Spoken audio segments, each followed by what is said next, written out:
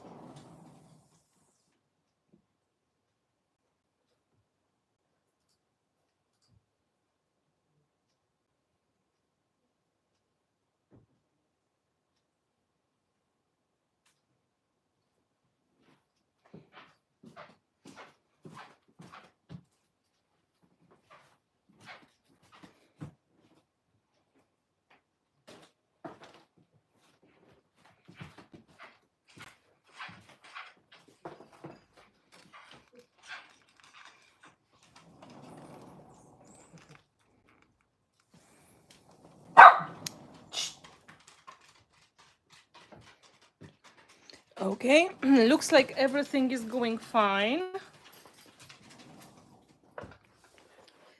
So I'm getting ready.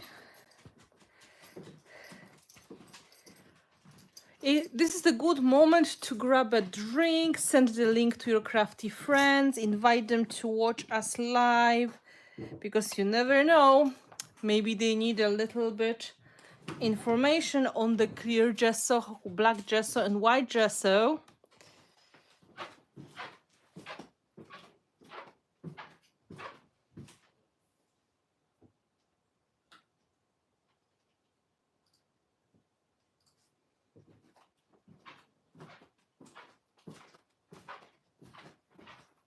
Okay.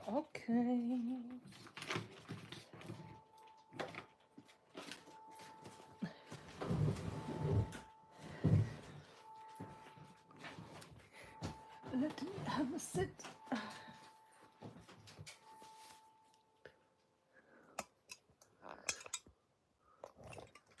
Hello everybody, welcome to my studio. It's Finnabair here and we are doing Mixed Media Mondays officially. I will tell you a little bit more about that while we are waiting for people to join.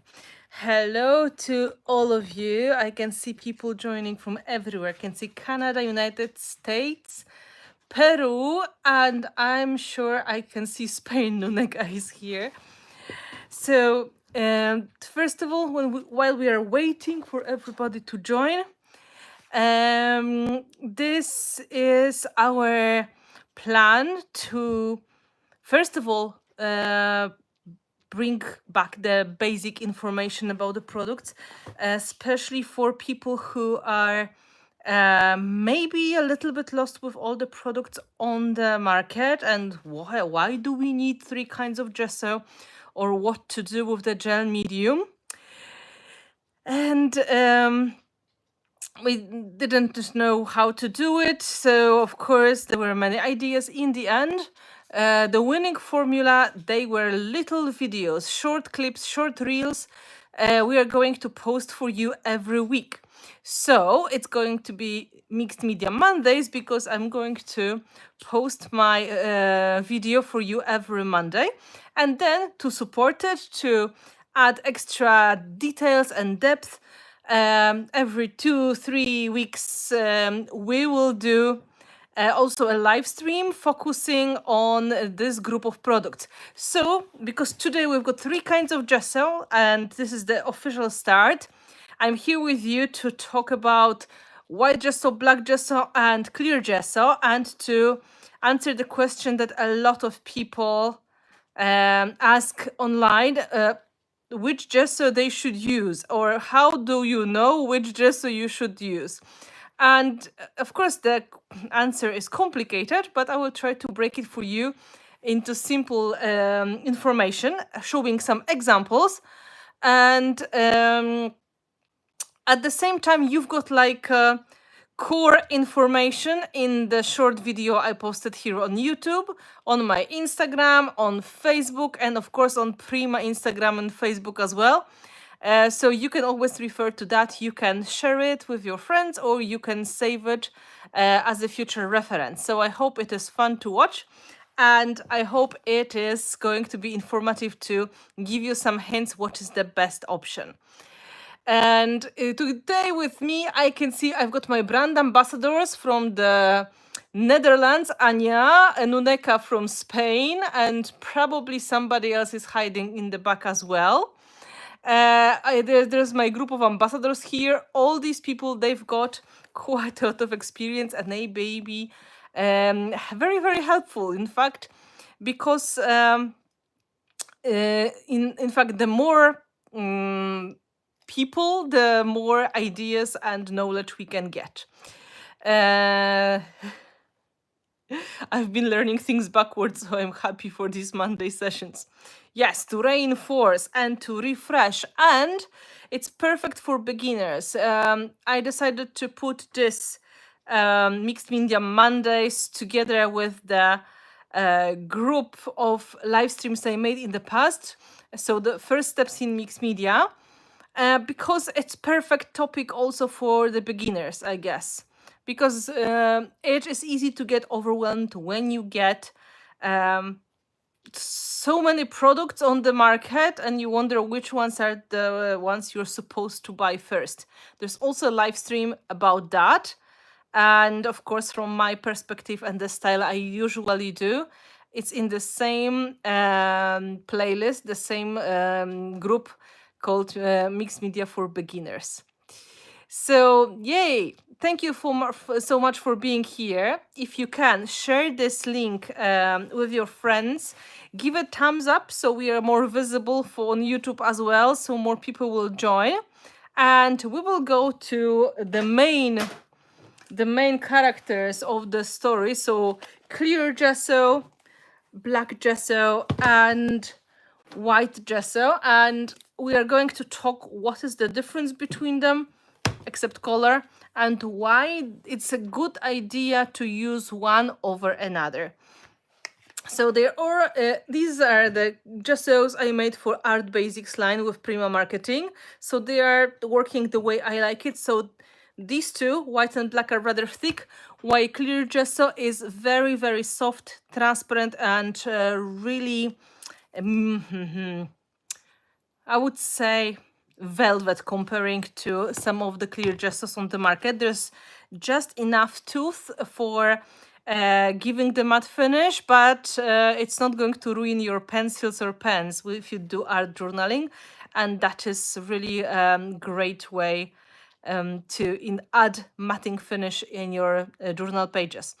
So we're going to talk about what to do. I'm going to show some examples, and later on I'm going to work on the simple project, including surely at least 2 kinds of gesso to make it more fun, to show you some techniques and some ideas. Yes, today here Crystal is mentioning, yes, the gessos, especially the ones from the art brands, they are more gritty because they're supposed to work on the big surfaces. For example, imagine people are making a big canvas and they want to prime it. So they're going to work in the larger scale, so more of the grit makes sense. While this is designed more, this one is more designed more for smaller projects and for art journaling. So that is the difference here. Oh, hello. We've got people coming also from Czech Republic and from the UK, so it's great to have you here. Those of you who are watching the replay, you can always ask extra questions in the comments under the live stream, and I will be sorry. I'll be back to these comments later on, and I will try to answer the questions. So let's talk about gesso. I think, are we ready? There will be a good moment to ask all the questions once I finish talking about each of the gessos maybe. And then once we're going to work on the project, you will be having this perfect time to ask extra questions while I'll be working on some composition for you, and we will make some project together as well. So first of all, the basic information. What is gesso and why do you need it in the mixed media project? So Gesso, no matter which color we are talking about, it's a primer. And if you did any renovating at home, or if you tried to paint anything in the past, you know people suggest to start with primers. For example, prime your wall before putting new color on, or prime your wooden furniture before putting the paint. And there are some reasons. Depending on the surfaces, you may have some technical problems. For example, if you're working on the MDF panel, or if you're working on a piece of plastic, that also happens. If you work on the raw piece of wood, or if you work on fabric that is not primed. So for example, you want to take just a piece of cotton canvas, or you would like to take some linen canvas, they're all going to absorb, right? The same, the problem is going to happen every time when the surface is kind of either slippery or absorbing. So Gesso covers two problems here, because on one hand, Gesso is going to make it matte, so not slippery anymore, like resin is not going to be slippery, or your glass bottle is not going to be slippery. And at the same time, if you have this absorbing wood or fabric or paper, it's going to work as isolation, because Gesso after drying is in fact almost waterproof.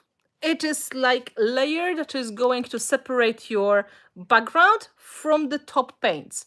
So even if you're going to work on the surface that will naturally absorb, after protecting with Gesso, this barrier is going to be between them, and you will use less of the paint to get beautiful effect, and there will be no water damage to the bottom layers. There will be no ink soaking through the layers. There will be no paint soaking into your surface, which is really important, because paints and inks are usually the most expensive product you may buy.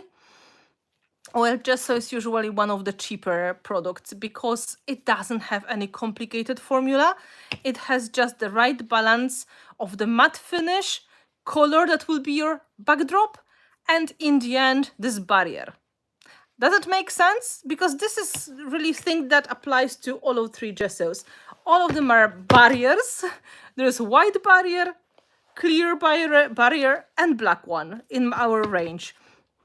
And in reality, Gesso is going to give you this nice matte finish and this isolation between layers. Okay?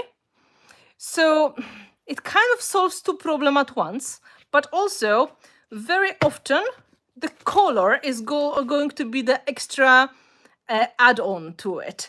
The color, because sometimes we have a project that really has some color problems. For example, we in dimensional mixed media, let's take an example here. We stick a lot of different elements, and they are all colors you can imagine. Some of them will be metallic, some of them will be matte, some of them will have colors which are completely not matching your final idea. So it is so much easier to really give them a primer that is going to make them all more or less unified. So you're not getting so distracted with all the colors. So it's much easier to put your paints on for most of people when they don't see the rainbow in front of them and getting distracted, if they see like fully black or fully white. And that's why the colors are important. So that will be like the starting information about all the Gessos together. And why do you need them? If you do any kind of art journaling, dimensional mixed media, traditional flat mixed media, collage techniques, if you do any kind of painting, Gesso is there to help your paints or other colorful products work better on the top. So no soaking, no uh, coming off problem because sometimes it's super slippery. If you will see the little video I made, there will be some examples when I was trying to show how hard it is to put any color on the printed photo. And this is extremely glossy finish. And this extremely glossy finish, it doesn't like anything to stick on the top. But what if you want to add something? Then you can put your gesso on and then you can work and add your paints, stamping, embossing, whatever else you like. So let's have a look at the white gesso first, okay? I'm going to flip the camera and I will show you some of the examples of the projects with the white gesso, and I will try to point when I think is the best to start with the white gesso. It's the default color of gesso, by the way. If you don't know what you are buying and you're buying gesso, 99% of the times this is going to be just white gesso. Okay, so that is something that you just keep in mind, because in general, most of the gessos on the market will be in the white color. So I'm going to flip the camera. I will show you 2 or 3 projects, including white gesso, and I will explain when I think it's the best to use it. Okay. Oh, sorry. Come on, camera. Thank you. So I was showing you this moments ago. And this is the project I just made for my patrons not so long ago. You can see there are many elements and many layers happening. There is crackle paste, and I was using MDF elements, and I was using resin elements and metal ones. And I wanted to add the color that will match the color of my photo. So I didn't want to keep the original objects in colors like this, for example. And I didn't want to get inspired by the original colors of my embellishments. My inspiration was in the photo. So to create like unified starting look, I used white gesso on the top. White was my choice because I wanted to give it like a fresh, really lighter tone when the colors look very vibrant. With the white gesso, your colors look colorful. They are really popping in the background. They have this ability to show the beauty of the colors, and all of the paints or waxes you are using, they will show really nicely. And if you want to add extra depth, then you can intentionally add it in selected places. So it is really the color for this project when you would like to decide about color palette fully and you want to paint everything yourself from beginning till the end. And also it's like a default color for most of people to start with. Okay, so you can see here on the top of my embellishment, I put the coat of the white gesso. Then I was adding colorful paints in greens and rusty red and orange, and then some other colors as well, some browns. And then I even added a little bit of extra whitewash on the top. You can also do it with gesso. Gesso may be your, let's say, whitewash on the top, like a dry brush effect. So this is a great way of adding the detail. Here we have another example of the similar project, completely different color palette, of course, but the same concept. Everything was white, and then I added my colors on the top. I decided about saturation of the colors. I decided about how many of the light colors and dark colors I want to add. This is helpful, and this was my first step before adding any color on the top. That's also, Nuneka mentioned that, yes, don't buy the cheapest possible gesso on the market, or the ones that has like disputable reputation, because it is going to be just a bad experience, while in reality it should be easy to use product. So this is one of the important things. And another example of gesso. So the project doesn't have to be pastel. It doesn't have to be light. This is an example I made with my patrons not so long ago as well. You can see I brushed even more of the gesso on the outsides of the composition. I brushed it on the top of my embellishments, and then later on I added the darker paints. And then I put back a little bit of white. So it doesn't have to be light colors. It's just the matter you decide about every single color you have here on the top. So just to show you some example, of course I've got some white gesso applied on something. Right.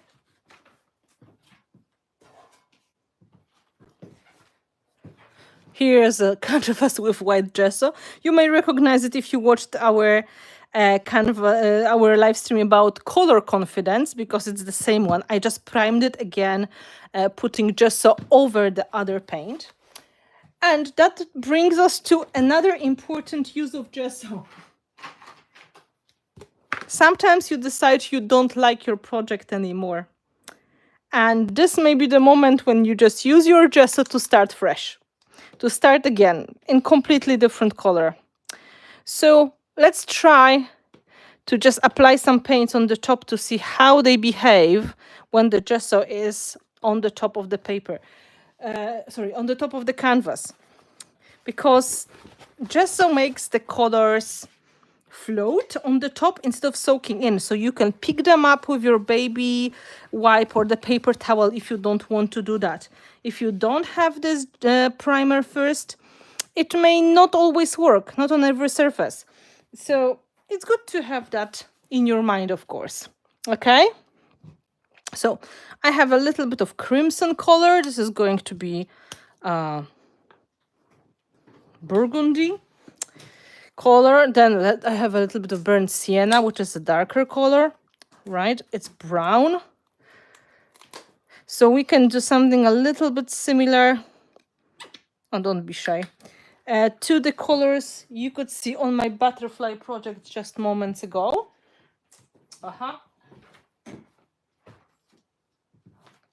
Let's get inspired with a little bit of these colors, okay? We can add a tiny bit of black.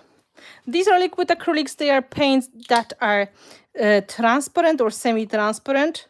So they're not going to cover everything completely. They're just going to work like acrylic inks a little bit.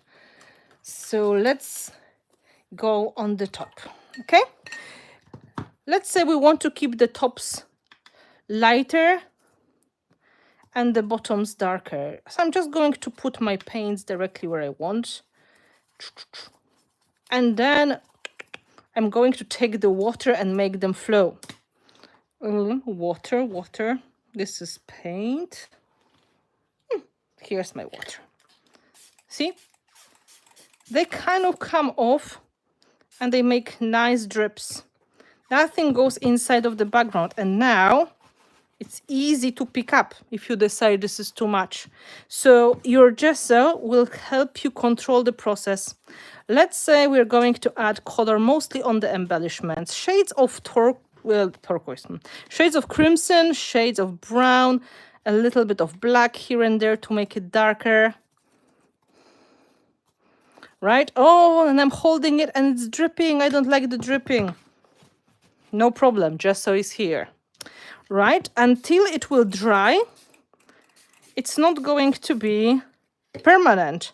It's going to float from one place to another. So let's add some colors, especially in the darker parts. Right? I can add a little bit of rusty color as well. A dzień dobry, miło mi widzieć gości z Polski również. Right, so you can see this kind of gives you a little bit more of the control here, because if you don't like it, you can take it off. I'm adding rusty colors now here. Let's make 3. Make them flow a little bit.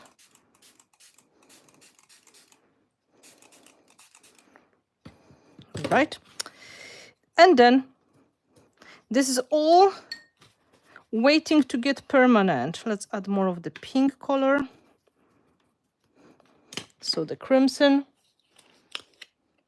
Yes, you can embrace the drips, and we can do it in a moment.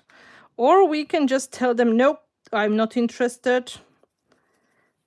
Go away. And this is what we did just moments ago. Let's give the bird a little bit of a color as well. Okay, so let's move it. Let's move it. Way too much. Let's remove most of it and dry it. Once it is going to be dry, then it's going to turn permanent. So I'm just going to add a little bit more of the color, especially in between the embellishments.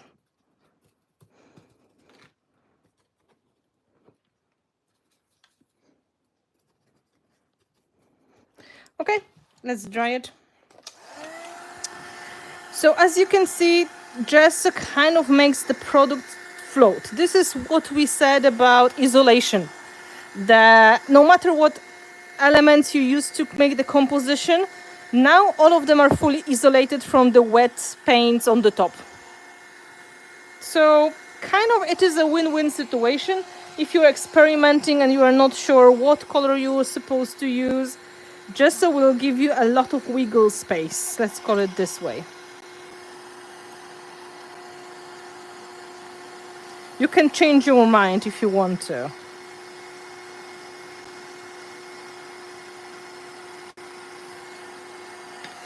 I'm just going to dry everything until it will turn permanent. And then we can use Gesso again on the top to add the whitewashed effect. Because now it looks rather messy, but we can use it for dry brushing techniques. And I'm sure some of you heard about dry brushing. Let's move it. Some drips maybe. Oh, 2 drips.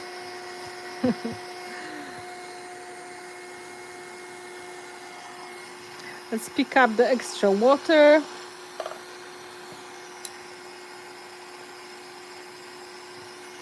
If you are afraid to do it the way I do, just try to think, yes, you can remove most of it, just like I did with the paper towel, as long as it's covered with Gesso.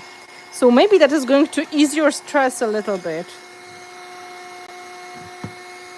See how much water I sprayed?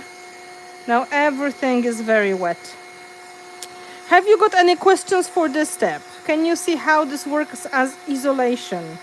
You can see how it's soaking inside of the paper here, but we don't really have anything on the other side of the canvas.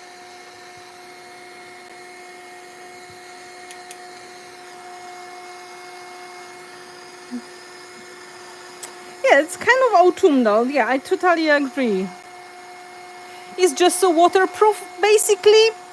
Yes, to some extent. Once it is dry, it's going to behave like waterproof surface.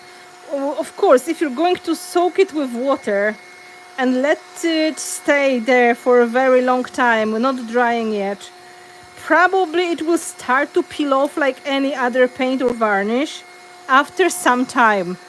But not when we are working this way, like, you know, it is waterproof, basically. It's waterproof barrier, paint proof as well.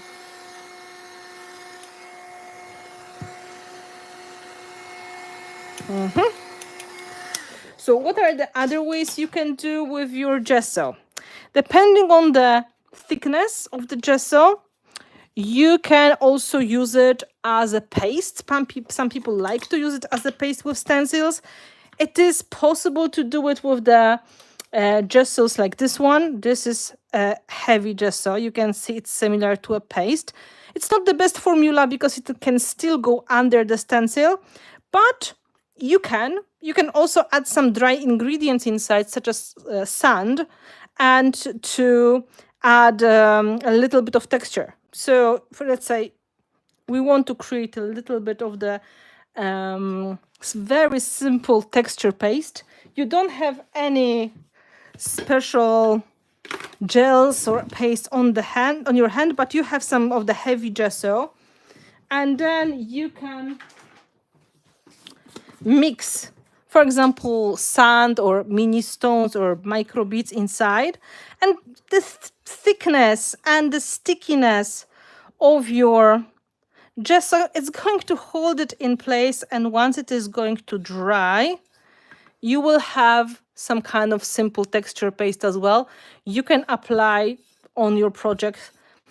It's good enough if you have the formula, if you have the thicker version of the gesso. Some of the gessos are super liquid, that they are used for making almost invisible layers, and then adding something inside is more problematic.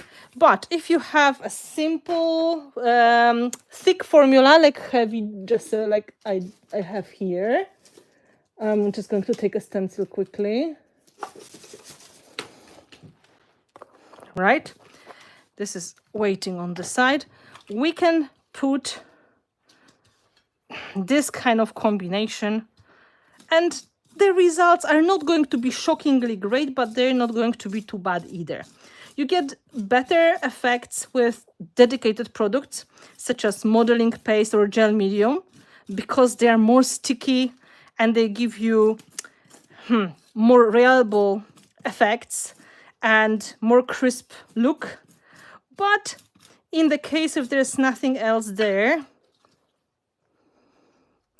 it may also do quite good job, as you can see. Right? And it doesn't matter if we're talking about a white or black gesso now. If this is heavy gesso, that means you are basically covered. It's going to look a little bit more like a paste than a paint.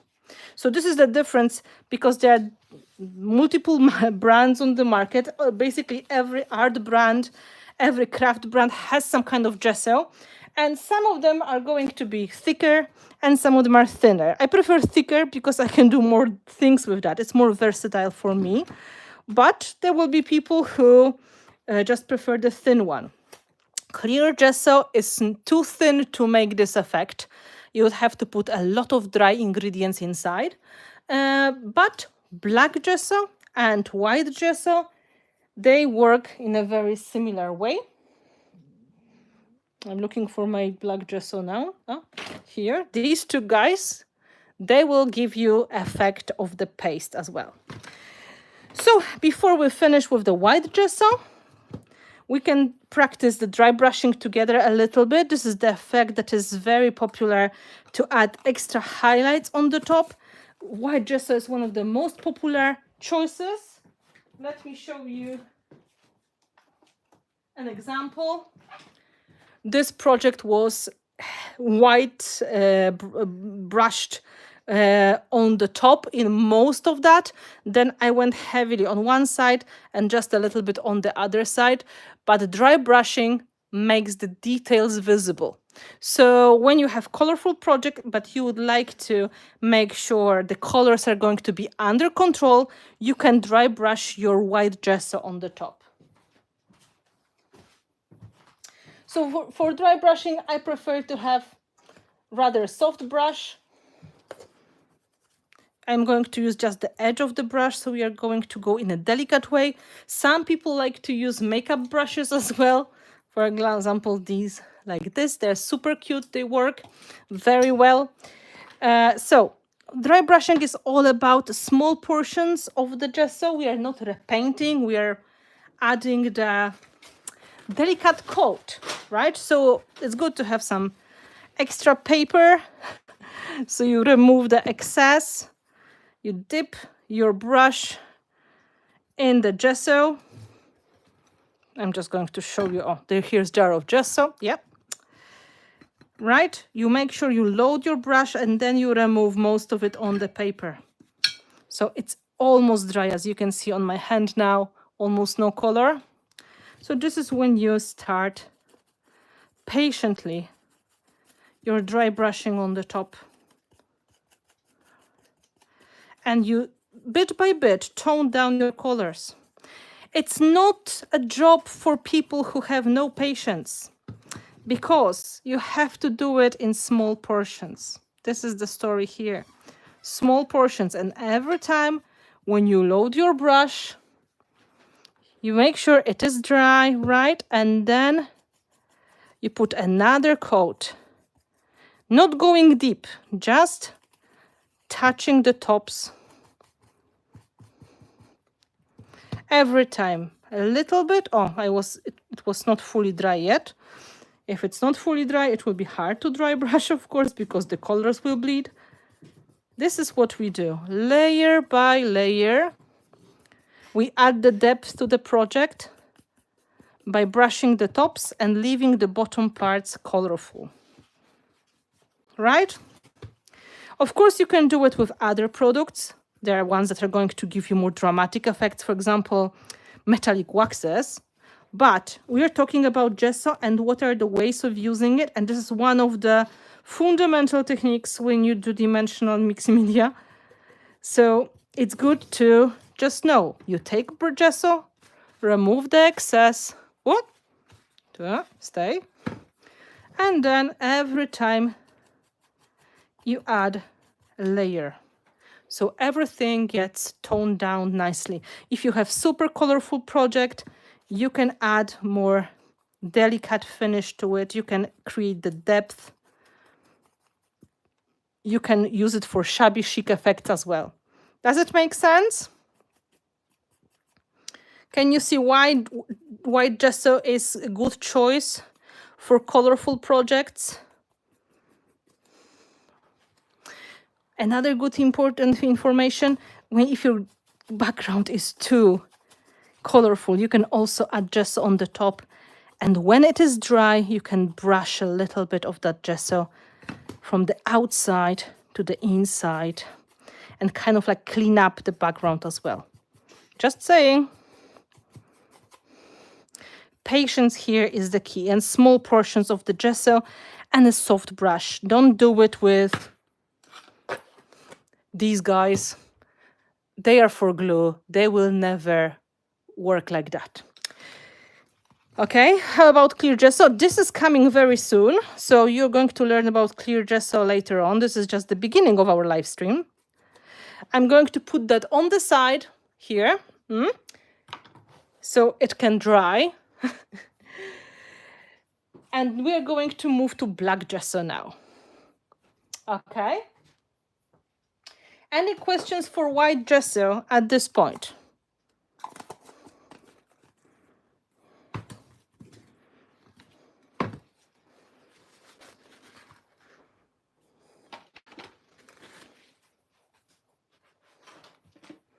I'm just checking and double checking. Yes, dry brushing brings the details very much. This is one of the most important things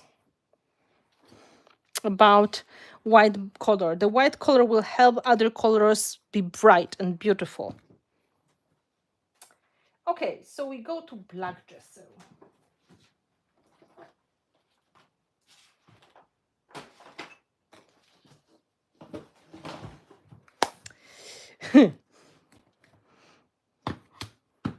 Can we mix white gesso with paints? Yes, although the problem is the white gesso has the matting agent inside. And if you're going to add color, let's say we're talking about the colors we had here, like this strong shade of pink. If you're going to mix it with the gesso, oh, here I have a little bit of the gesso leftovers. First of all, our paint is going to turn whiter, but also it's going to turn matte and covering. It's going to be opaque finish because gesso is also opaque. So if you had paint that was already matte and opaque, you don't see a big difference. But if you had a paint that was glossy and almost transparent, then you have a big difference.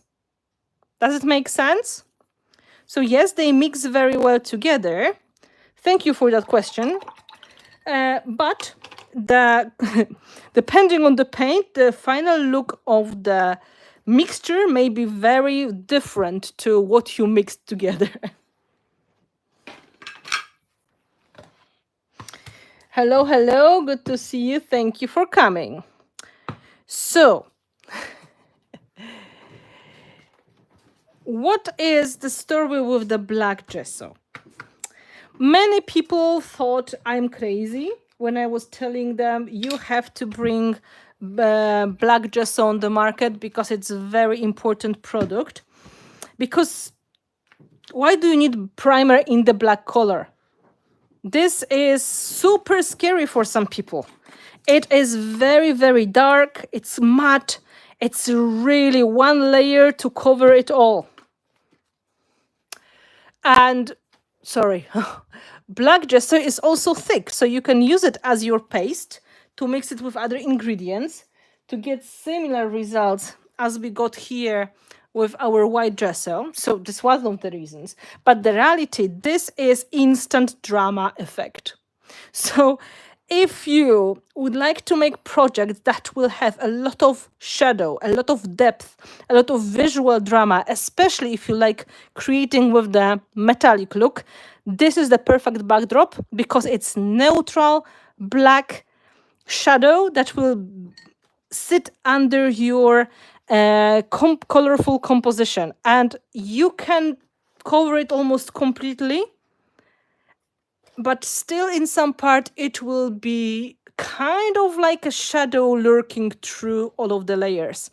It makes mica powders that are inside of the waxes and inside of the metallic paints, for example, these products, just shine amazingly. These metallic effects, they really get a lot of boost when they sit on the black background. So it is absolutely amazing result. So here you have a project that was almost fully covered on the top of the black gesso. There's just a tiny bit of the leftover there. But to compare, you can look at this project, and in fact, in the details, there is still quite a lot of black gesso visible. And it is perfect for working with metallics, no matter these are waxes or paints, because they will give you beautiful results on the top. So when people ask, why using black gesso? This is the reason. These metallic, dramatic projects, they don't have to be super dark because you can brush tones of the effect on the top, but they give you this, it gives you this depth, right? So the depth is already in the jar. You don't have to paint with white first and then manually add the black shadow in between the embellishments. You can just apply it in one primer and shadow in one product. That's why black gesso is a game changer for people who do a lot of dimensional projects. So just to give you another example.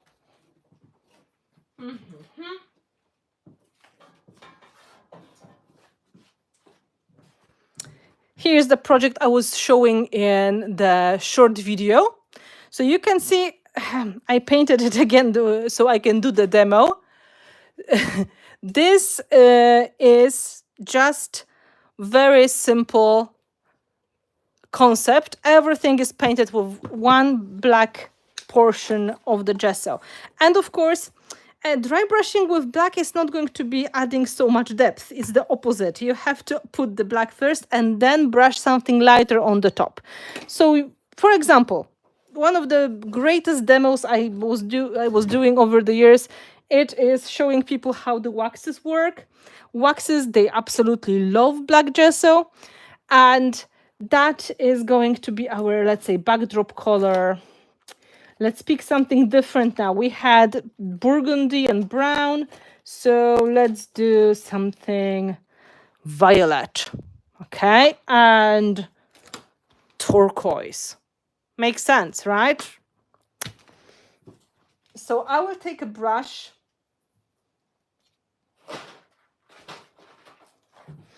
It's just a dabbing brush for waxes, and I can just brush directly on the top. In the same idea, we do like dry brushing. So we are using the paper towel to make sure the brush is not too loaded with wax. And this is going to give us amazing shiny effect. Mica powder that is in the waxes or metallic paints, for example here, it absolutely pops on the top of the black gesso. Palette.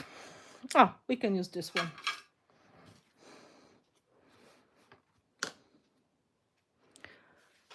Can you use distress sprays or other brand on gesso, or does it repel them? Of course you can, but it is going to behave like on plastic.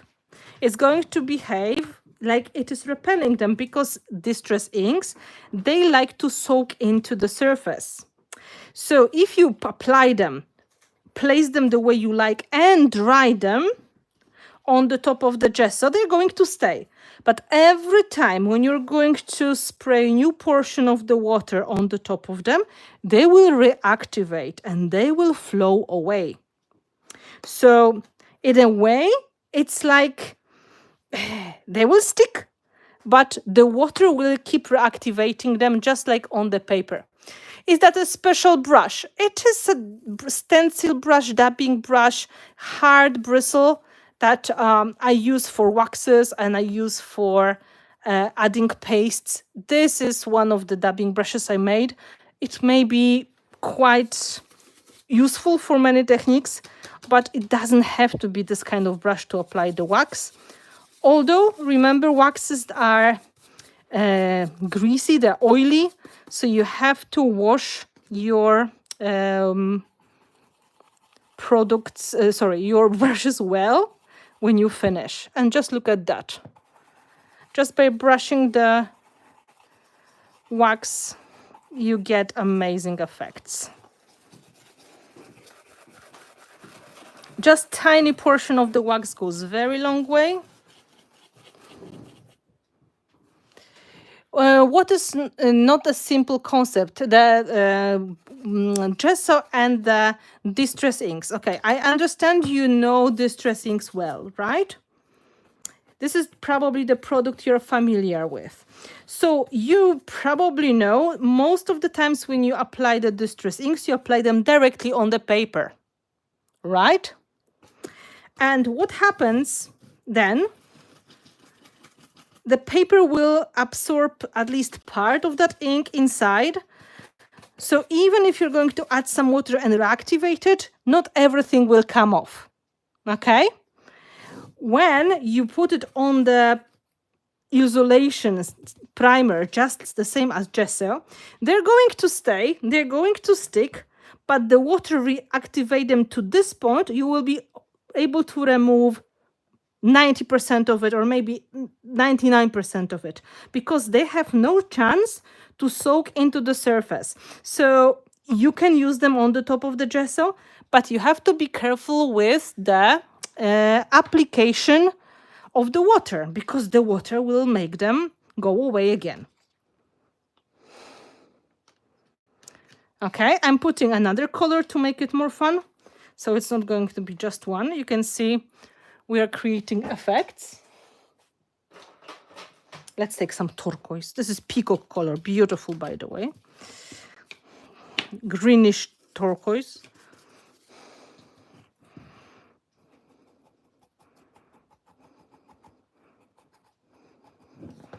And let's add some color in other parts. Waxes will blend with each other when they are wet, but once they are dry,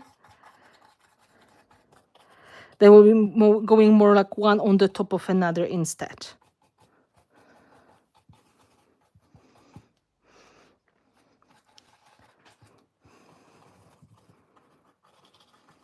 I go quite deep with the waxes because I want to create like jewel effect finish.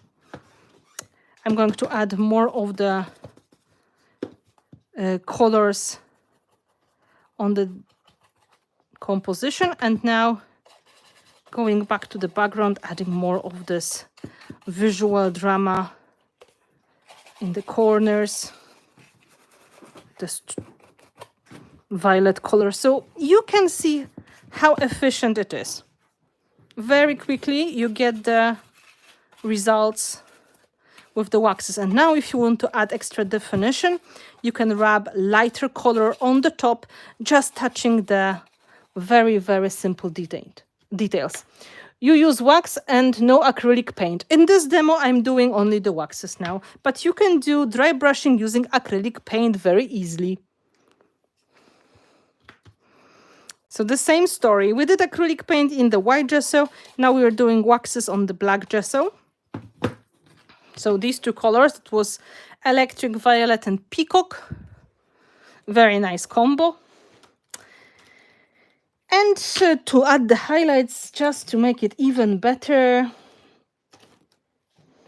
we can take maybe a little bit of the white gold. So white gold is something between silver and gold. I take a little bit on my finger. I just want to show the tops of the embellishments. So instead of going with the brush, I can just go with the finger if I want to, and add a little bit of the edges and finishing touches.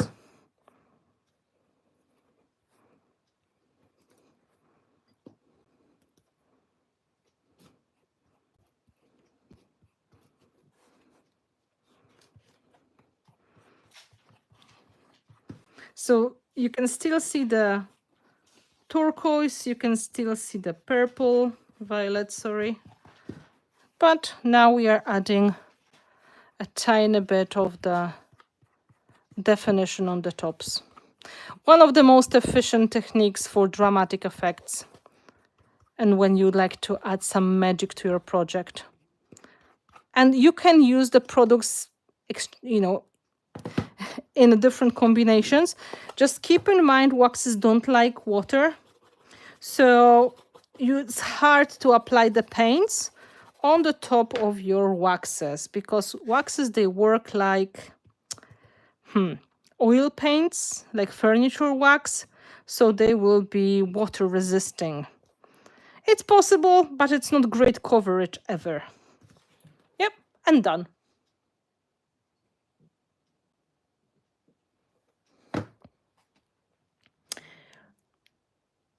The wax goes very far. A little bit of wax goes very, very far. So you get the effects with the small portion of the product. Okay? So as you can see, black gesso is a dramatic backdrop for shiny products. I was showing you other projects that will be combination either of metallic paints or metallic waxes on the top of the black gesso. If you use the paints, remember transparent paints are not really visible on the top of the gesso. You have to go for the paints which are matte finish and opaque. Otherwise, on the black, it's not going to be very visible. So just a simple idea. I have to wash my hands quickly so I can do the demo of the clear gesso, so you fully understand how this one works. Yes, the peacock is, whoa, such a beautiful color. I totally agree. We're going to make separate videos on the waxes in the future, so you don't have to hold to this concept now. It is just for the gesso purposes, but in the future, if the series will get popular, we will also talk about waxes. Okay, so we are with the black gesso, we've got with the white gesso, clear gesso, I just remove the wax, okay?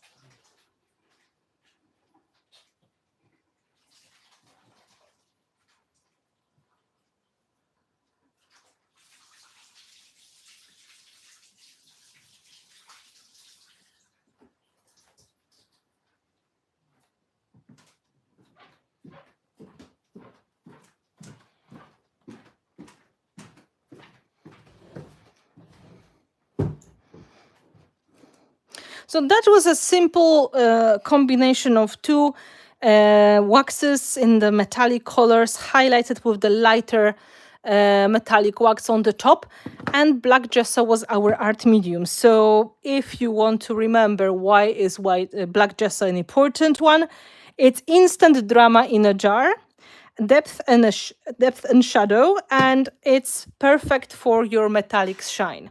Okay, so I will put away these colors here, and if there are any extra questions.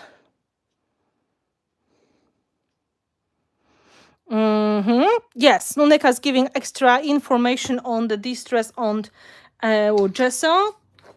As I said, you just have to be careful because it will get reactivated with water. Yes, absolutely, the effects may be spectacular. So let's put black gesso away. Let's make space for clear gesso.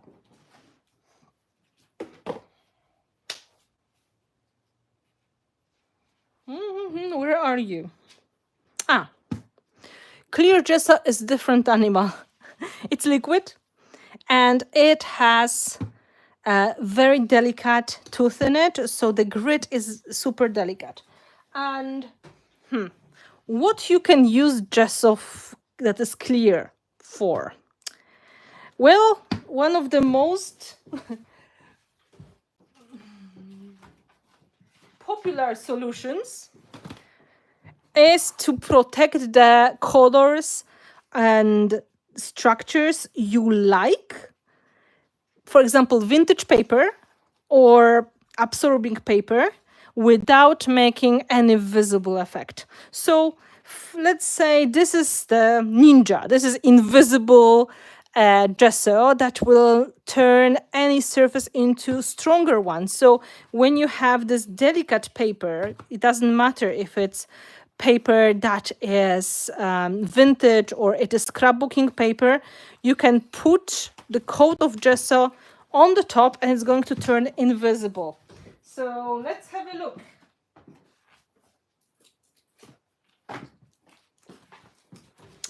Here's a very old book with the old paper inside. It's a Polish dictionary. And you can imagine this is very, very old paper. And to compare, I will also take a photo that is very glossy, okay? And this is a second way of using the gesso. It's going to give you matte finish, okay? I'm going to use one side of the photo to show you how gesso works. When I was making a short video, I was showing on this image that is printed exactly on the same glossy paper, how to put the colors on the top of something. And it is so much easier when you have your clear gesso, so your glossy finish is simply gone. So let's open the book. Or maybe let's just take 2 pages out, poor thing. It's not complete anymore, so just forgive me. Okay? Very popular supply in the art journaling with, among people who love to play with the old paper. And you can see how fragile it is, right? So when you have your clear gesso, it's going to help your paper stay stronger and less absorbing. So let's say right side, we put a coat of gesso. Left side, we leave it without. You can see I'm adding a coat here on the top of the girl. All right. And at the same time, we're going to add some clear gesso on the top of the old paper. Not everything because it's ripped anyway, but let's say here. Okay. You can see it's a little bit whitish when you apply it, but then you will dry it and it will start to disappear. You can see how easy this paper absorbs everything. Let me look at the questions. It almost smells like baby powder, like a high-end one. It's also hard to describe, but I just love the smell. The waxes, yeah. It smells with vanilla smell. You can see what happens with the paper. It's turning invisible. Many times I primed the pages and then I wondered, did I put gesso here already or not? Because it is hard to say when it is dry.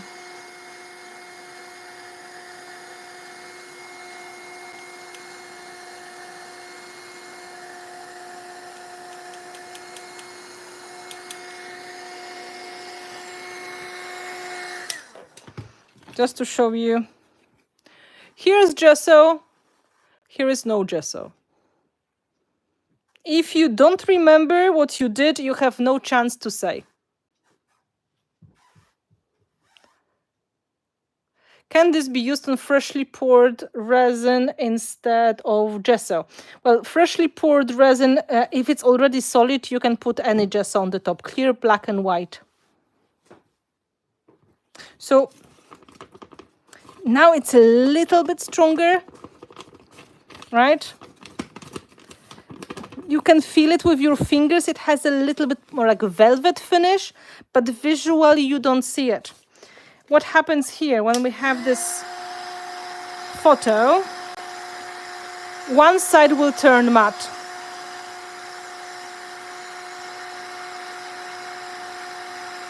Okay, so it's going to be like instant matte finish.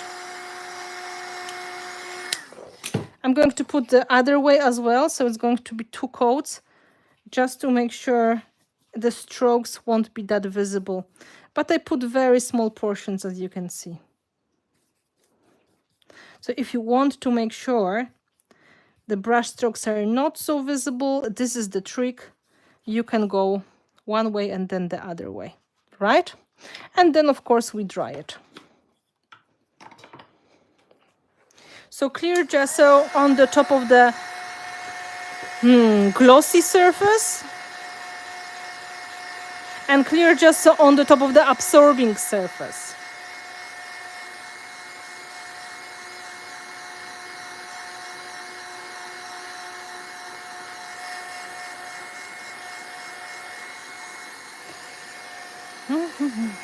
I don't want to fry it because it's very hot heat gun.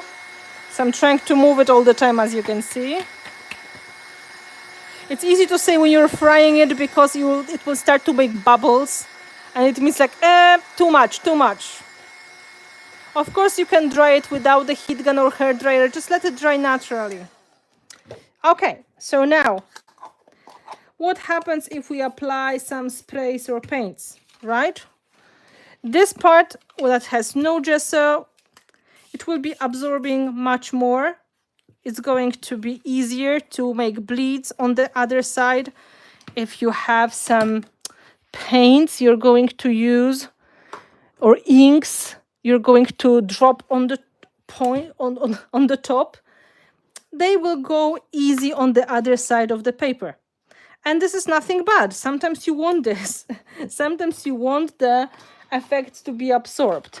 But if it's something that fragile as this paper here, it may cause some troubles. The paper may rip easily.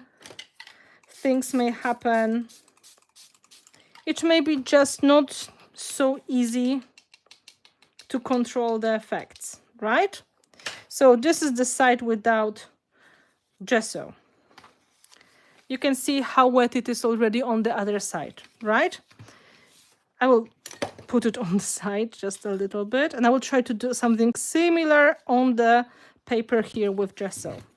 This will not be like perfect solution, but it's going to help.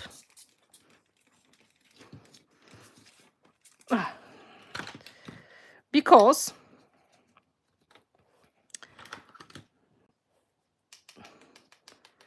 it's more isolated, right? There's more like layer between this absorbing paper and the coat. You can see it's even floating more. Like it has some barrier in there, right? While here, there was no floating. Everything was soaking into the paper. So this is one of the, biggest takeaways. Even if you want things to make a drip here, they are not going to be so easily going because the paper will try to absorb as much as possible. While here, you can see gesso works like a barrier and it's almost no soaking on the other side, right? So this is like the biggest difference you can see in here. So you can decide, do you want the effects to be more natural, and you have to be more careful with the fragile papers or fabrics or some surfaces that will naturally absorb, or do you want to get extra invisible protection first and then get the advantage of the flowing techniques, drips and effects, or maybe get better grip for your stamping or better like matte finish on the surfaces that were glossy. So let's go to glossy now, okay? This one has matte gesso on the top, and the one on the left, of course, it's glossy paper. You can see how different they are. So just to apply the same purple color in the background, you can see, let's add a little bit. This is just acrylic paint with water, and here's acrylic paint with water. They behave differently because this one with the gesso doesn't repel, doesn't resist as much. It has more of the grip. You can see this one is trying to create like the puddles. It even wants to go away, or if you want to reapply it, it just goes down. It doesn't want to stay so easily. So this is the purpose of putting the gesso. It's not just for durability of the surface, it's also for removing the glossy finish, right? So even just taking the paper, of course you can pick up some of the color here, but here everything is going to be completely gone. That's also the difference. This is such a glossy finish, there's no chance. Also, the second thing, if you do techniques with the pencils or art journaling, I have pink here, okay. Let's say we want to add some pink color. If we would like to add pink color to the girls, I will try to hold it closer so you can see. To the girl's dress, the pencil has no way to really stick to anything. It's too slippery for the pencil. While in here, it goes like on the paper. I'm not doing that pretty in any way, but you can see the difference, how it works. So for techniques where you need your color, where you need to add some details to the images, surfaces that are glossy, this is the solution. This is just watercolor pencil on the top, and it can add effects right away because there is this invisible matte finish. And here, no, this is just photo paper, a Canon selfie. It's very, very hard to do anything to it. So these are two important informations about how gesso, clear gesso works. So it is important when you use absorbing surfaces. For example, scrapbooking paper, vintage papers, if you're using any kind of fabrics, clear gesso is your invisible barrier with the matte finish.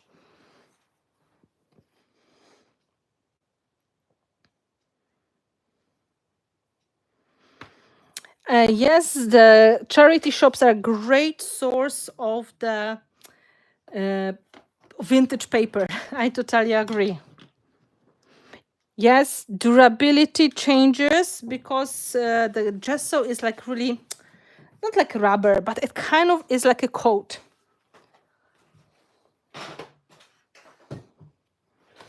Just to show you the use of the clear gesso as well.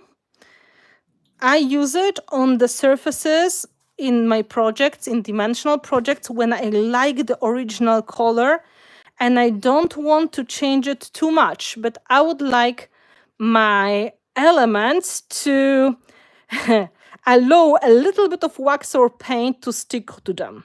For example, metal surfaces or glass surfaces. You can see this is like a glass element here.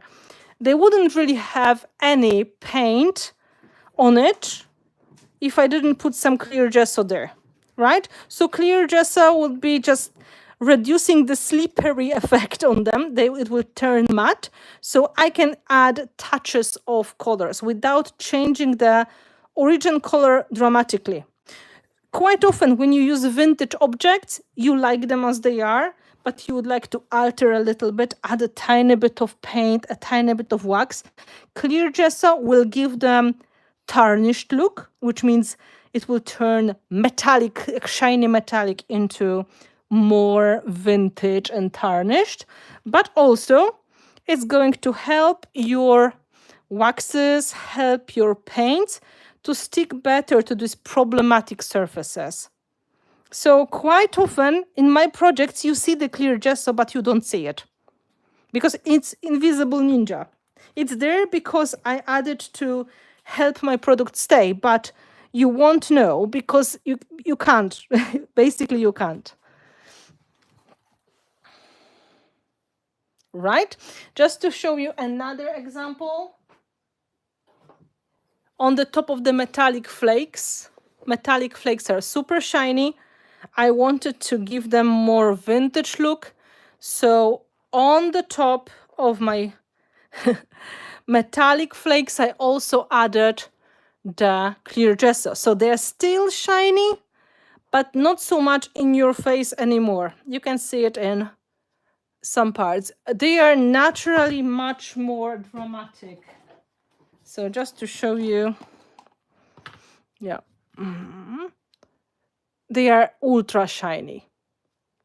And here they get this matte finish. So it's protection of your papers or protection of your fabrics. And it's a matte coat on the top of the shiny, glossy finishes, such as metal or printed images. Yes, flakes are super bright, but clear gesso makes them look more flat. And then they absorb the paint so much better. Haha. Yes, protecting the backgrounds in the layout, it's a perfect solution for using clear gesso is a perfect solution for using that in that purpose. Jesus, I just got very tangled in that sentence. Clear gesso, good choice. So I hope that gives you some ideas which gesso is working for which purpose.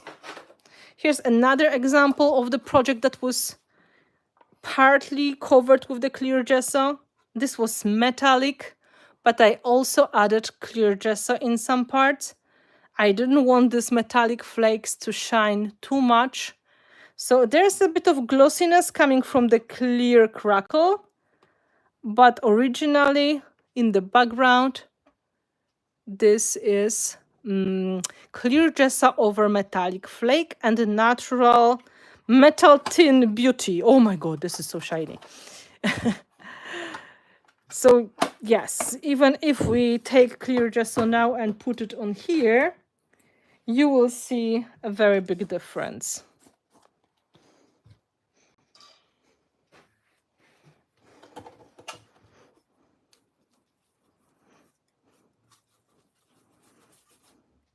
So if you wanted to apply some paints here to add more of the rusty look, clear gesso will be your best friend now.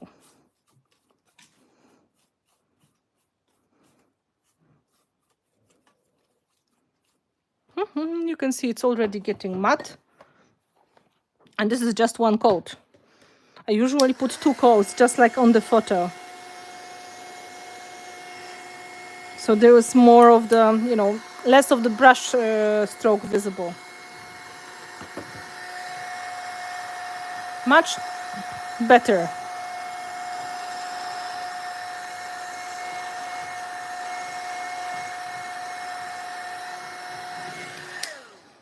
Just this changed it a little bit into tarnished look.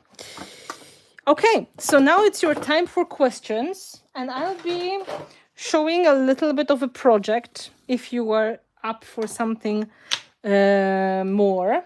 The core information you've got in the short video I made for you, and it was published today. And you can save this live stream to make sure you can come back to that whenever you feel ready.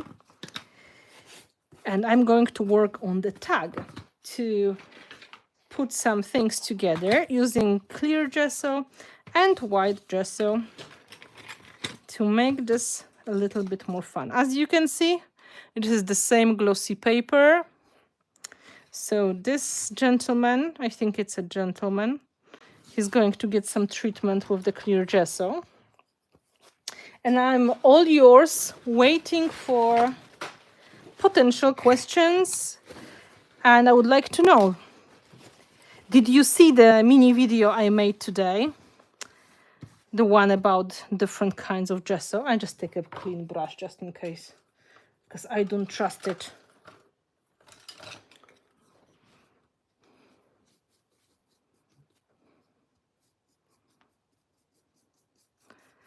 And do you like this idea of the Mixed Media Mondays with the short videos and reels? And what are your suggestions? What should be included in the close future? I can tell you next week we are going to talk about gels.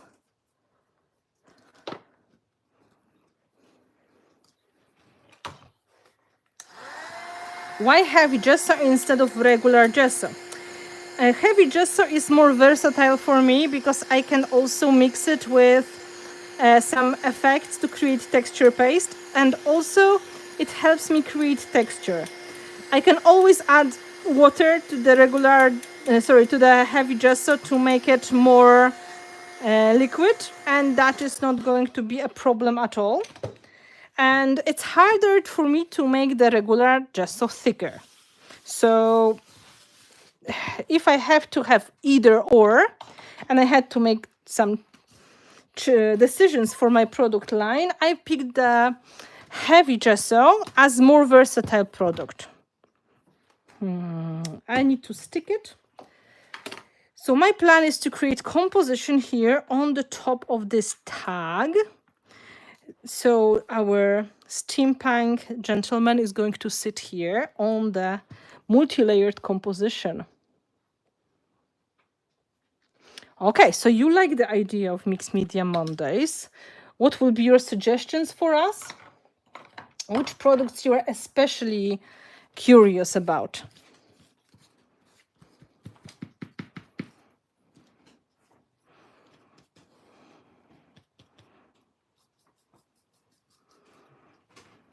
If you want this to happen and you want us to be, super motivated to do more, share this live stream with your crafty friends. Give them the link so they can watch. And, like and share on social media. Subscribe to the channel. So this way we can see you are into it. And it's going to be something we make for you with pleasure. Okay, so there are 2 coats now. And in the meantime, I'm going to stick my elements on the top of the tag. I'm not using gesso to stick anything. I know the jar is here, so I take it away. I will use heavy body gel. Who has been fussy cutting? Who? Well, it was me. I almost died doing it. I had a heart attack doing it. You like the Monday videos? Thank you, Anita. Yes, for the beginners, but I think not only beginners, because sometimes it's easy to forget the key information about the product. Just going into the, so everything, glazes, waxes, how to get different effects, everything. Okay. We're going to go through products from art basics and then art ingredients and art extravagance and art alchemy. So you will have a chance to see a lot of different groups of products and how they work with each other, because they totally do. So today I have this MDF tag with extra layer. It's one of my design team members' creation. She has a brand called Artistico and she makes these. So I just got a shipment. I ordered some cool stuff to play with. So this was in the package. So we have nice double layer tag. And now we will stick more of the elements on the top. So I'm keep using heavy body gel.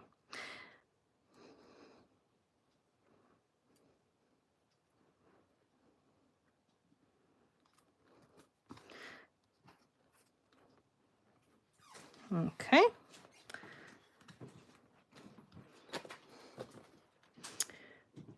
I will benefit from information on mica powders. I don't know what I'm doing with them. That's very good to know. There's need for that.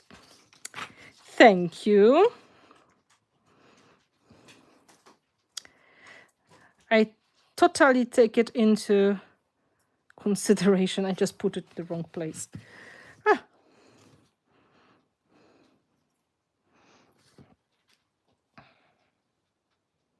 Just in case if I miss your question, put it again, because I may be looking at the project and not seeing what you are saying. And it's not like I'm rude. It's just I look at my table and check on you at the same time.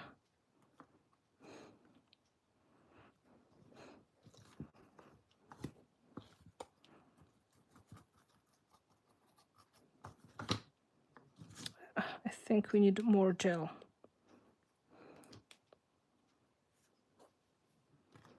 Okay. Now it's much better. Then, oh, see? If I had something like this in my project and I wanted to keep the original color, I would just use clear gesso on the top. I would not use white because it's beautiful, right? So sometimes you have really nice elements and you don't want to kill the original color, and then clear gesso is your hero of the day.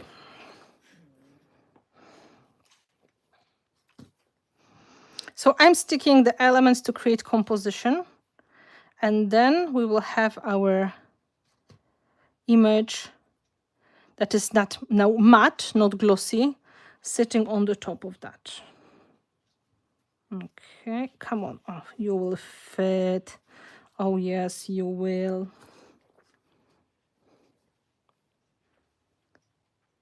Okay, Cynthia, enjoy your massage. I'm sure it will be great.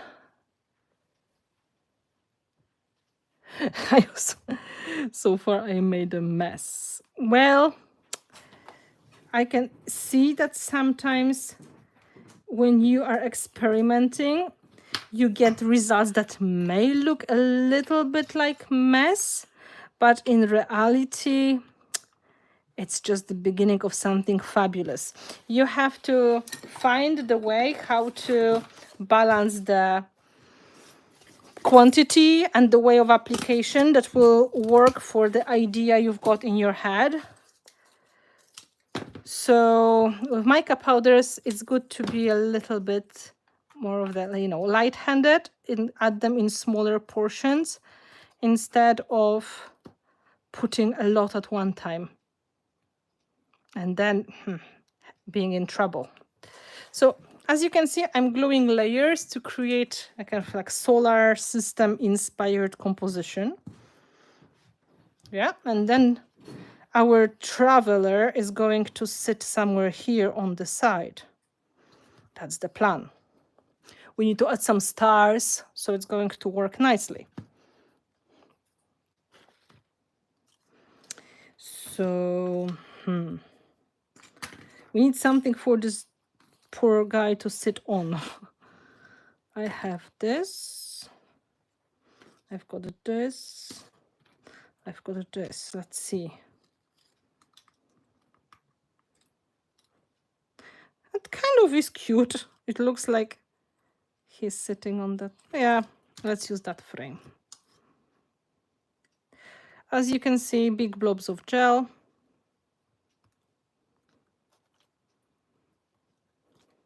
Here's not even surface. I'm going to add even more. And with this sitting here, we've got some space for adding some steampunk details, such as gears and pebbles.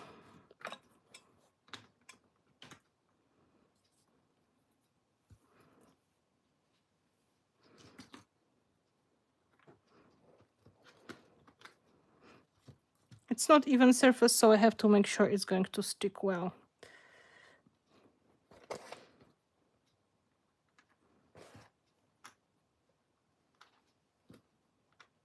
Oh, that is nice combination.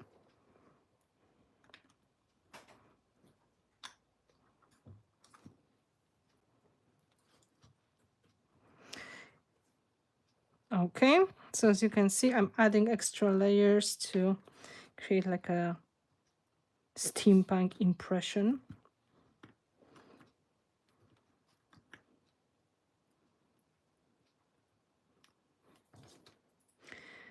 Maybe something smaller on the top.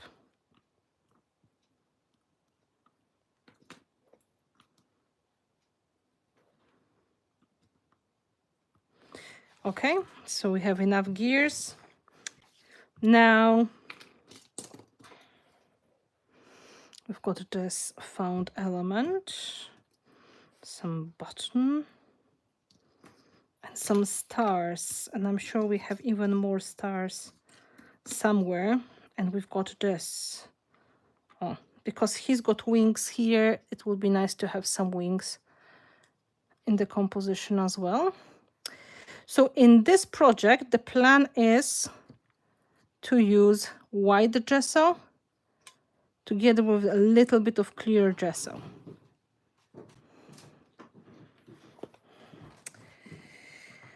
Let me see how the stars look like.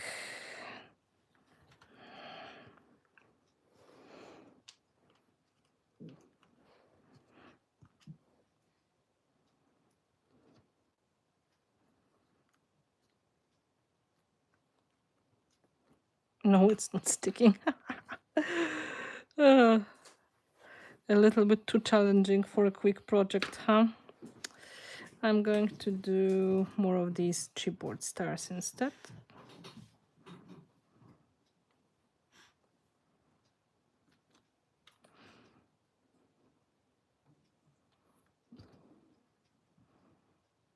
And I have some metal stars as well, and they're going to work really nicely.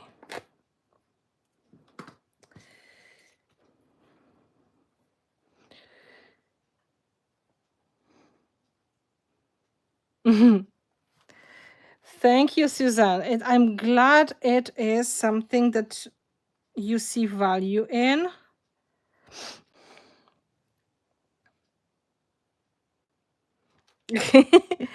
You can absolutely send this live stream to the customers as a reference as well, because, you know, we do it for people.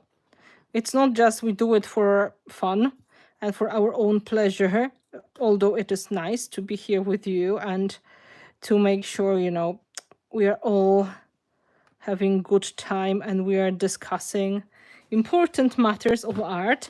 But at the same time, it's supposed to be useful. It's supposed to be something people, you know, go and check if they are not sure. So please share it with everyone.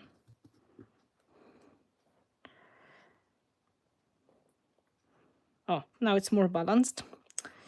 Some details. What else I've got in here?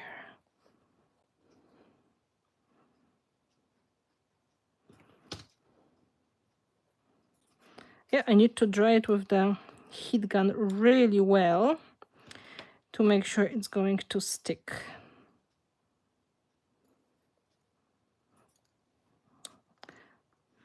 Okay, we can use it in here as a found object, but I want to save this clock face.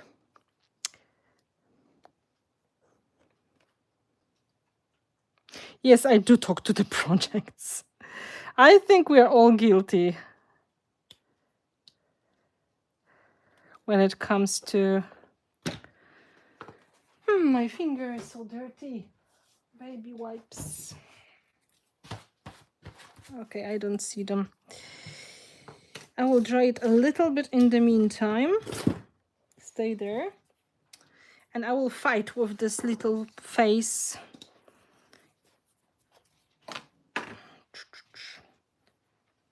Heat gun.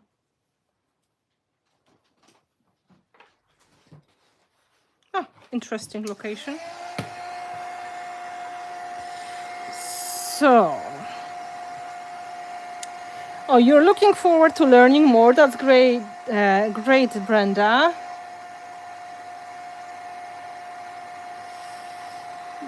For all of you who are here for the first time, please subscribe to the channel and check more of the live streams, recordings, and videos. All of them are possible to watch as many times as you wish, because once they are here, they are going to stay until YouTube is going to work, as long as YouTube is going to work. So, you know, just saying. I try not to cut my finger off when I'm doing it, so wish me luck.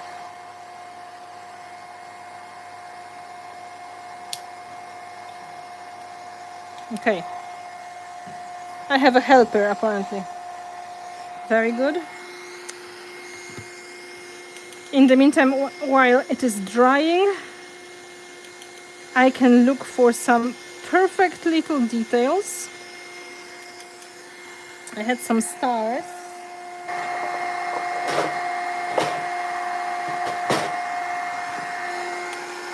Awesome.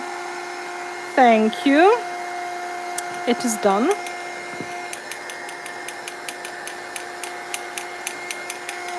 I will stick it later on because it will be with the clear gesso.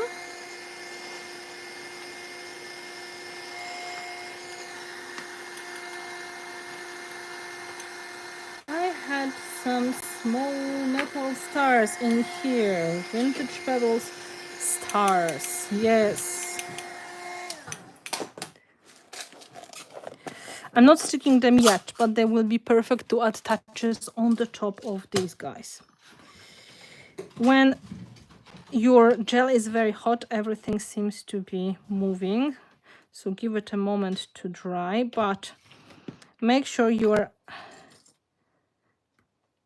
adding enough of the pressure on the top of the embellishments as well. Like these ones are a little bit hanging in the air because it's such an even surface.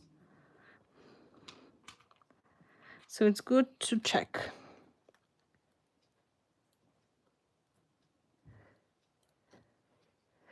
Yes, Andrew did it. I don't know how. I didn't want to even watch because it is a scary situation.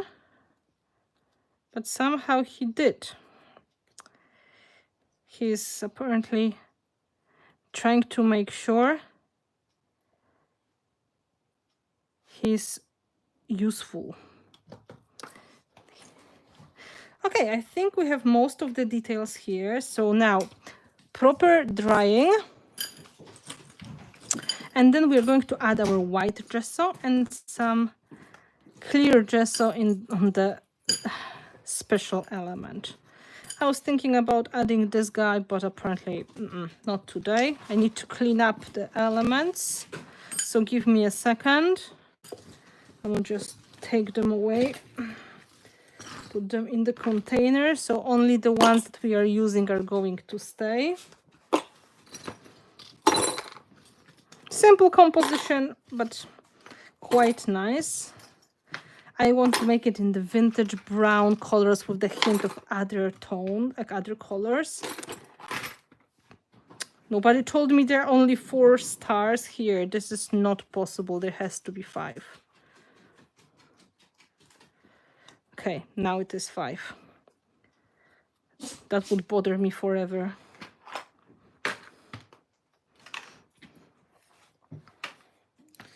Okay, so drying process and then painting with the white gesso.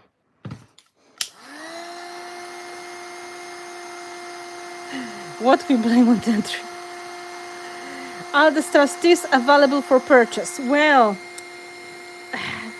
they are out of stock in the Prima warehouse and they are discontinued because the vendor is gone, but some of the shops may still have them. Sometimes they show up in the, some places.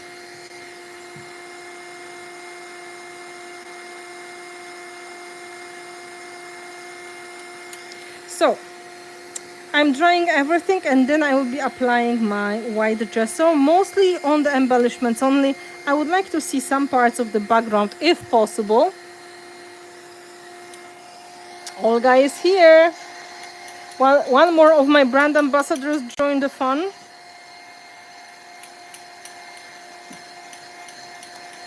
Thank you, Suzanne, for sharing with your community. That is so helpful. I appreciate that.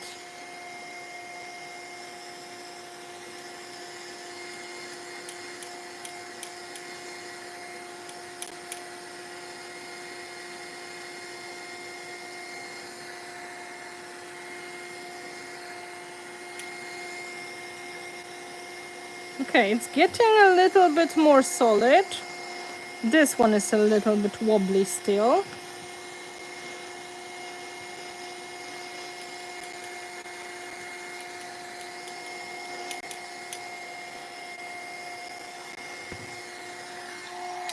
So this is what we have so far. We've got MDF tag, and then we've got also some texture on the edges. You probably don't see it well, but I added some stenciling on the edge to make it more fun. Then we have composition sitting on the top. It's going to be inspired by the solar system. I think a very nice little tag. So now looking for the white gesso. So once you're here, can you find my baby wipes? I think they may be already gone, so I need a new package.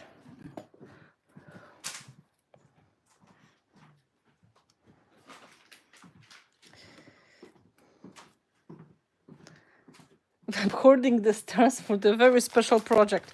Every day may be special. You make it special. So as you can see, the gel dried on my finger. You should have unlimited stars. I wish I had that. Okay, it's getting solid. Nice. So now, white gesso. So this is very neutral color palette here. I used mostly resin elements and some chipboards, but you can imagine there will be elements from, all possible colors, and that would be kind of a problem to make sure they're all going to work nicely, especially when this brush is terrible, very hard. Didn't wash it properly. Okay, much softer. So now, no matter is it metal or MDF or resin. I'm just going to give it a coat of gesso so my paints and waxes are going to stick better. I have to be careful with this because I was rushing and this is not super solid and perfect yet. But I'm careful. I'm trying to be so careful. So we can add any colors we like on the top. I'm going to start with brown to add the vintage vibe, and then I will think what I want to add more. Maybe blue, because it kind of is a bit about solar system. Or maybe something else, maybe violet. Gesso dries rather quickly, so it's not a long waiting time.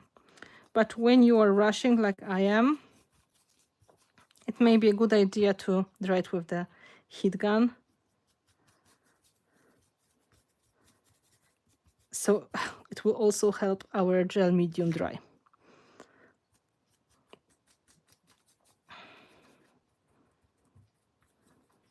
You can always put more than one coat. And in fact, it is easier to get great coverage when you put one coat, dry it, and then you put a second coat. Because, you know, the first coat is going to work as a primer and the second more as a color. But, of course, it all depends how dark you want to repaint your project. Quick drying.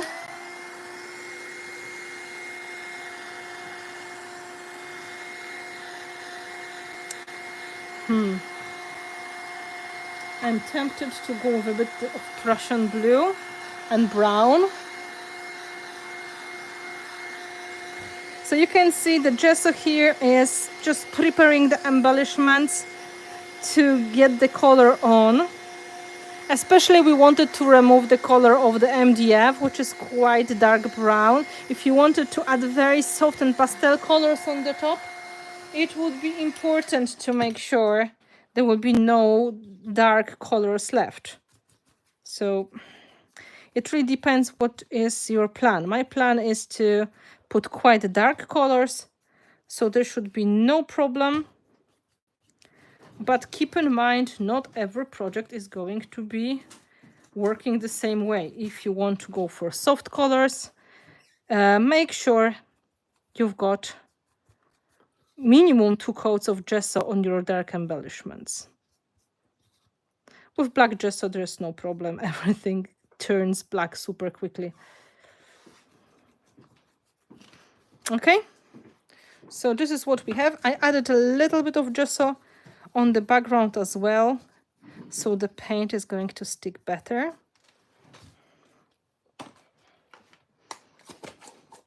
And now I'm going to dry it and add the paints. Drying is important because drying makes it permanent. So there will be no blending of the gesso with the acrylic paint. They're cousins, so they like to mix with each other.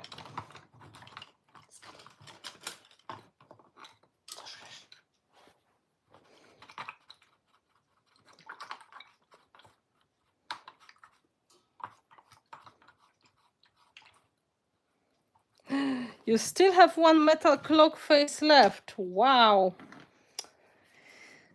That's very tempting. I'm going to add clear gesso on the top of this one. So later it's going to get attached to the project.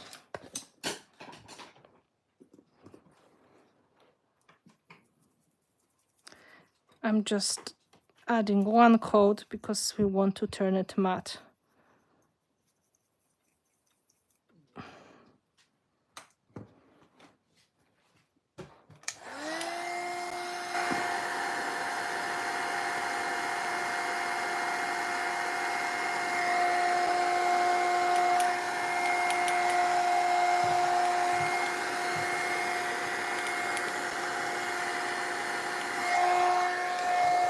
Okay, let's put it on the side.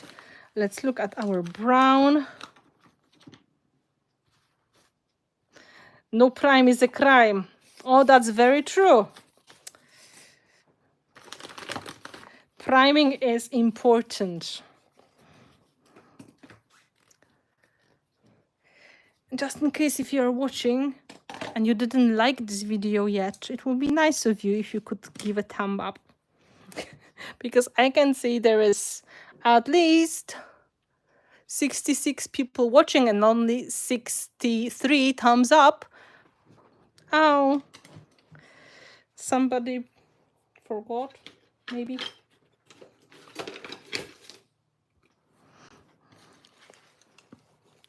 So let's start with the brown. I'm going to take burnt sienna brown as a neutral brown to start. I want this to be vintage, so there will be no problem. Right? And we're going to maybe introduce Prussian blue, but one step at a time. We are not going to rush it. You can add some water to make the flow better. And then, of course, you can add our first color.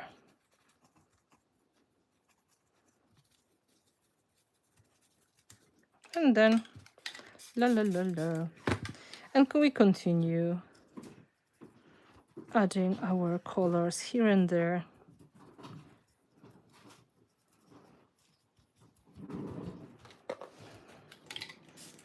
I think purple. Sorry, I don't want Prussian blue. I want purple. It's not like Olga's influence, but who knows? It feels like purple today.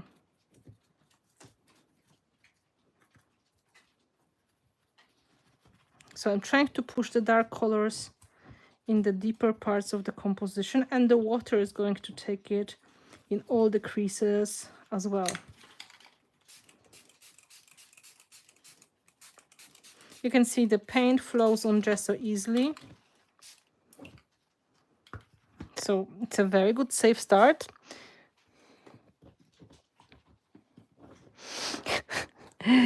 Let's add the purple.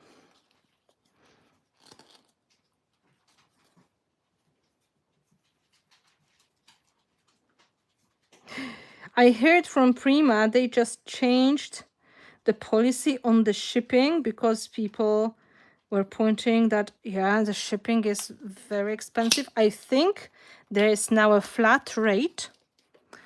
So if you purchase products for $70, you get a free shipping. Everything over $70 is free shipping. So I think it's a great option.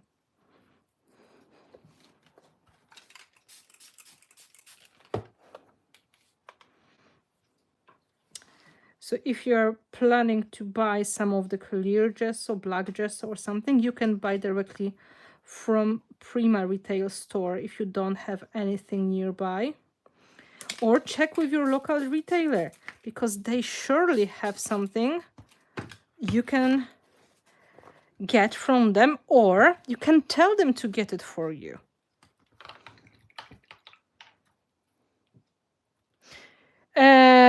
Yes, I mean in the United States, but I will ask Natalie how does it work for internationals, because I don't believe anyone would like to sponsor international shipping. I don't think so.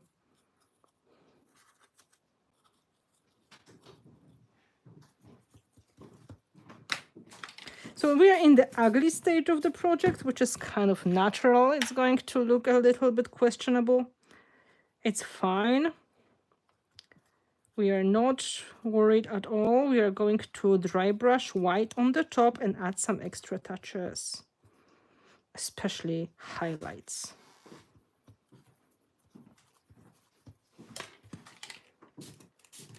So if you are not sure but everything is wet, it's a good idea to just stop and dry.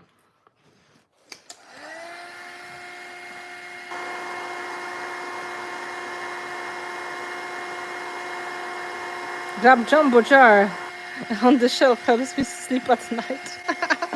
That's also true. When you have a bigger jar, it's better. because you are not afraid to make more projects or the big ones, for example. See, now what happens when I add the water, the paints go in the deeper parts of the project and the tops, they stay lighter. So we are already boosting the dimension.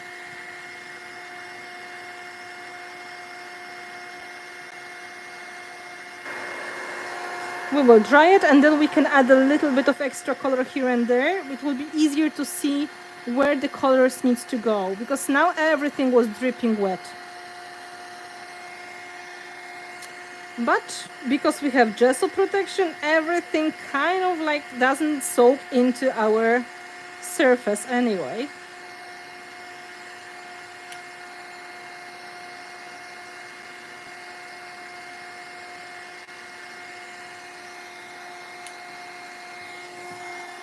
Drying is probably the most challenging time because you have to be patient.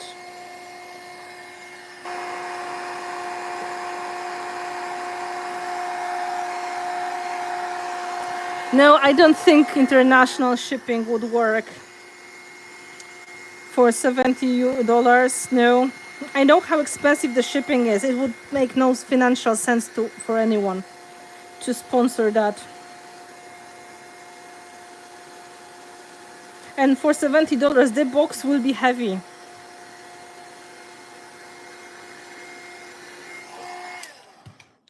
I'm going to stick this guy here, and this is going to be touched with color in a moment.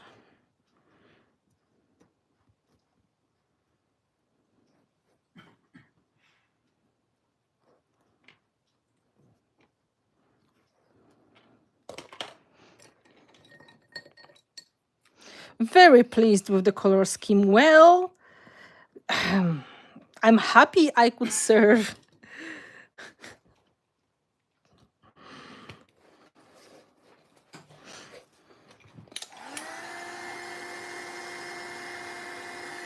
So I can now decide, where is a little bit of the shadow missing? I could probably do a little bit more here, a little bit more here, and here for extra drama.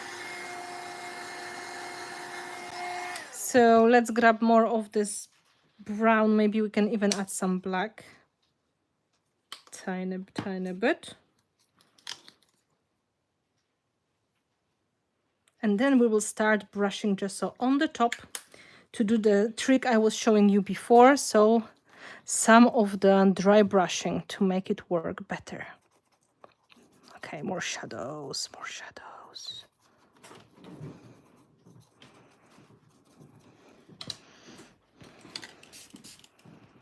More shadows, more shadows.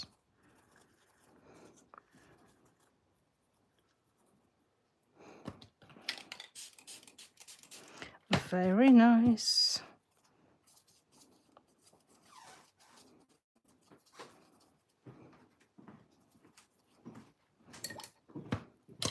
If you put too much, just pick it up a little bit.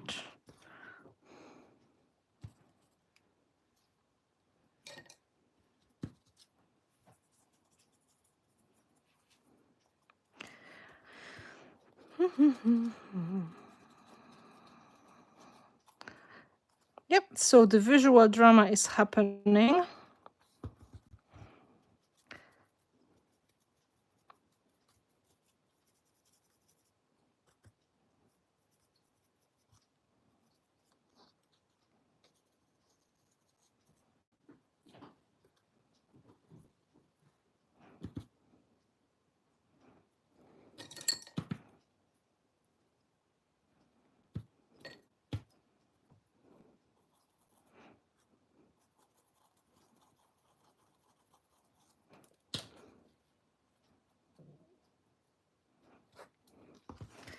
Nice.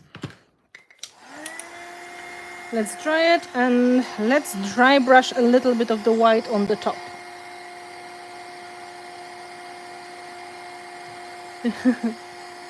I need to find one of your videos where you paint everything black first and then add color to it. I have something made in glass and it's not showing enough color and depth. There are some. I even made something like this today. I'm not sure if you could see it before. Where's my sample? I was doing a quick demo like this. So maybe that is going to help you figure out what to do with your situation. Very good and very nice. Yep. Let's see. Seems to be mostly dry. So now small portion of gesso, and then on the top we can go with the white wax or with the white acrylic metallic paint to give even more of the visual drama. Because, you know, shiny white is always more shiny and visible than just matte. So, just saying. Clear gesso and dry brushing. Okay, let's take the one of the fluffy brushes today. Fluffy brush for makeup.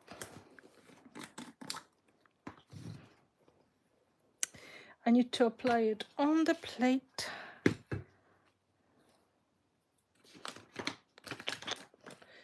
With something.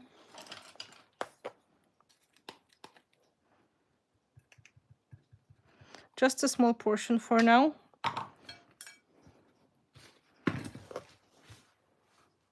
My dog is snoring. Bless her. See? Just a little bit. Load it and get rid of the excess.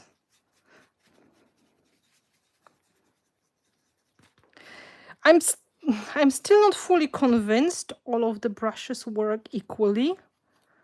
Like this one is super light. I have to take more of the gesso.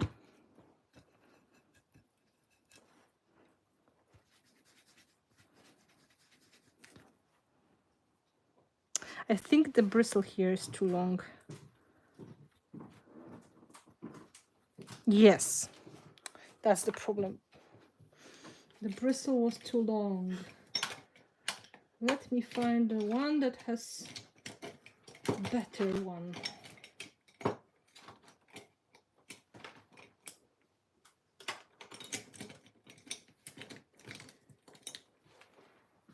Let's try this one.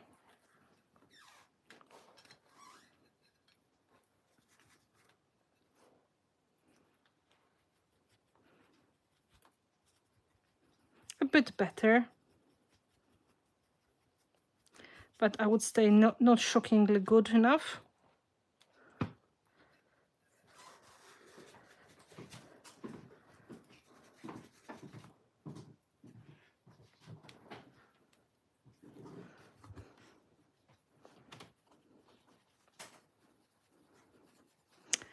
I think I don't have patience for the makeup brushes.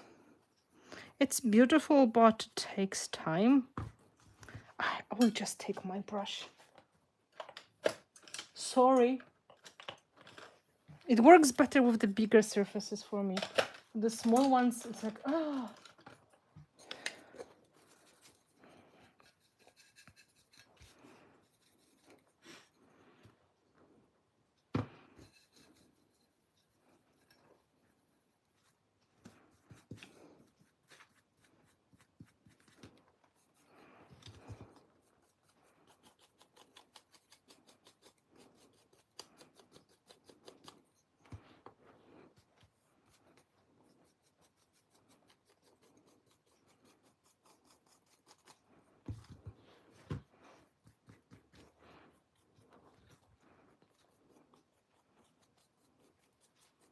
Yeah, I'm not just patient enough.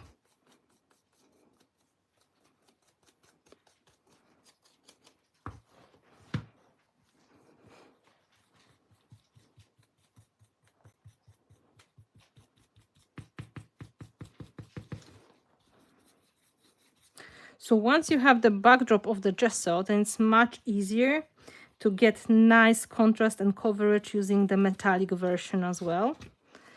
So it's up to you. It may be metallic wax, it may be a metallic paint.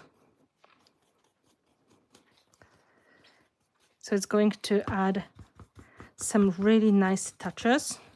I can feel this guy here is not sticking because it was too wet. So yeah, now I have to stick it again. But that happens to everyone, so don't worry. We are getting close to the nicer look of this project.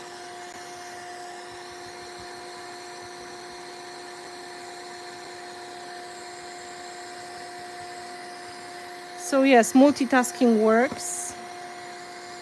Brushing and drying at the same time.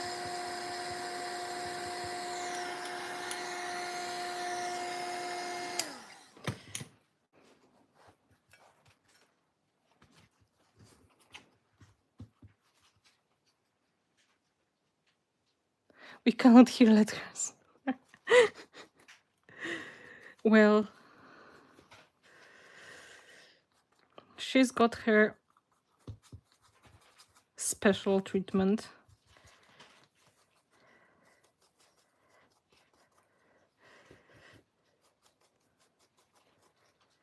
Being so old, you've got some rights. Okay, and let's give it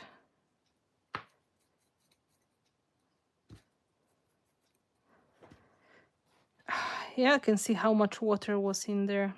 That was the problem. So heavy body gel, put it back in place.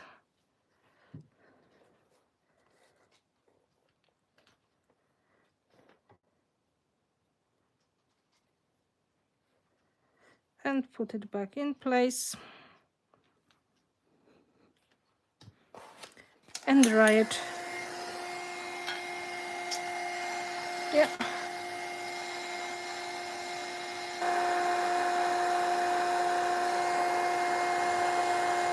I'm not talking bad about the brush. It's just I am not qualified enough to use it, apparently.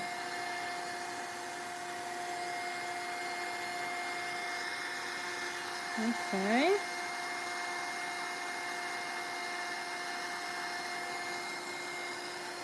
Now we need to add some visual drama. So first of all, we need to add a bit of the more of the white contrast. So I will take one of the waxes. It will be the fastest solution. Celestial, that is warm pearl white. The white pearl is also good, but let's go in the warmer tone. Of course, if I will find it, because I was using that just on Friday, and now it can be anywhere on this table.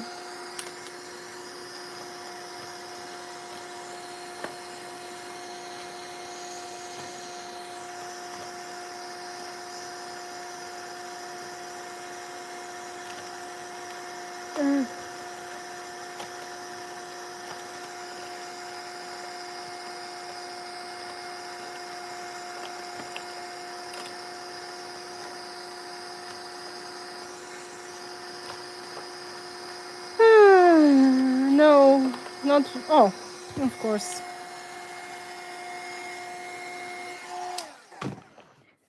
Let's make it a little bit cooled because it is very, very hot. We can close the gesso.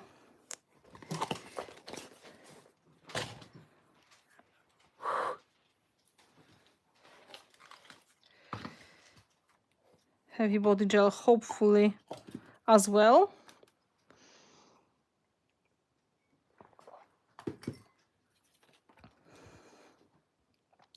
You can see the details changed. You can see the textures of the project. You can see the design of the paper through the gesso as well, because it was such a thin layer. Now we're going to make white a little bit more visible. And then we will think about some extra finishing touches. I'm really tempted to put this pebble somewhere, pretending it's maybe a moon or whatever. And I'm tempted to add some sparkly paint as well. I'm not sure if it's going to be Ginger Magic Sparks or is it going to be Golden Dragon, but I want to add some warmer tones to the lot. You want to touch it? Well, it's really a lot of dimension here, but not too much yet. Okay, is it hot? Oh, still hot. Don't apply waxes when it's super hot, because they're going to smear all over the place. And maybe it is better to wait a little bit until the project will cool down. Let me help it.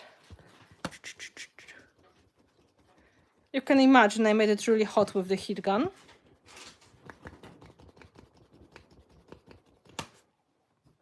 Better. So again, now we can go with the finger, and you can see it's like vintage pearl color. Very nice. So this is going to boost our layers of white. And if you can't get somewhere with your finger, although you really want to, you can also try with the brush. But remember, brushes, they can be a little bit too aggressive, so take very small portions. So this kind of wax is semi-transparent. Celestial, white pearl, they're rather transparent colors, so they're not going to go too far. They're not going to kill everything for you. It's just going to be this nice glow and texture. It will be more visible thanks to that.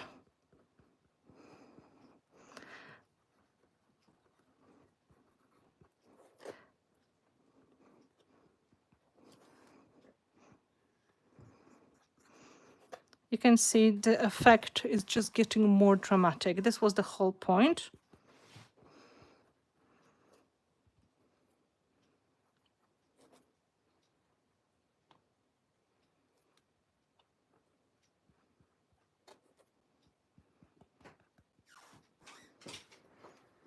Not bad at all at this point. Starts to feel finished. So now we can just add a little bit of the finishing touches.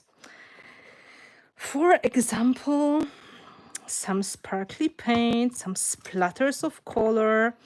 And then, of course, we can always add some color on our image as well to make it more fun. For example, add some orange on the wings or some purple on the jacket. That's also possible to do.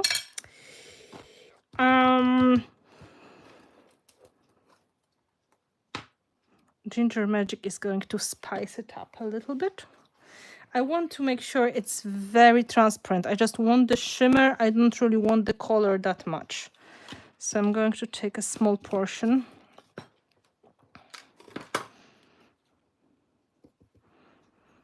You can see it's very, very shiny paint. It has a lot of beautiful shimmer in it.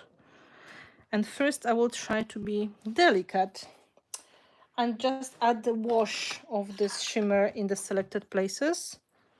So a lot of water and not so much of the paint.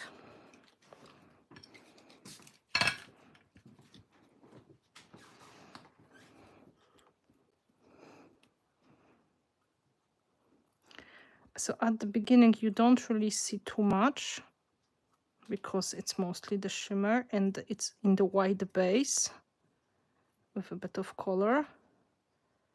But once it is dry, it will look absolutely beautiful, shimmery.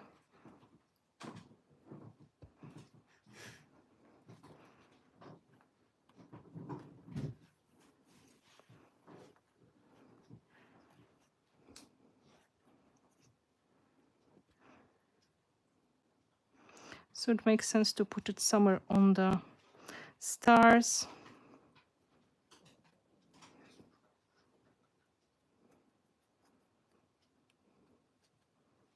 In the selected parts of the composition as well. We'll see how it goes. This is going to be really pretty, I think so.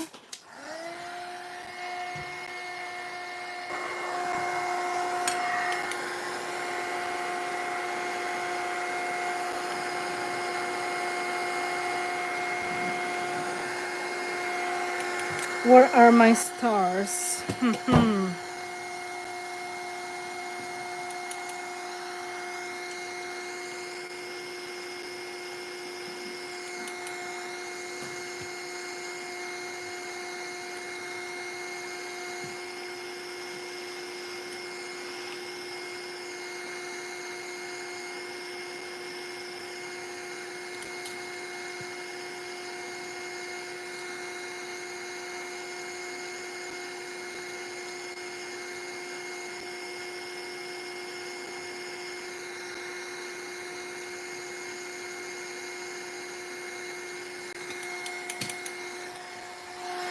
Look at the shimmer.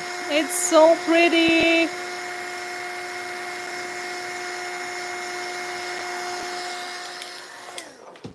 I'm going to stick the stars on the top of the other stars to make it more interesting, and add the sparkle on the top of them as well.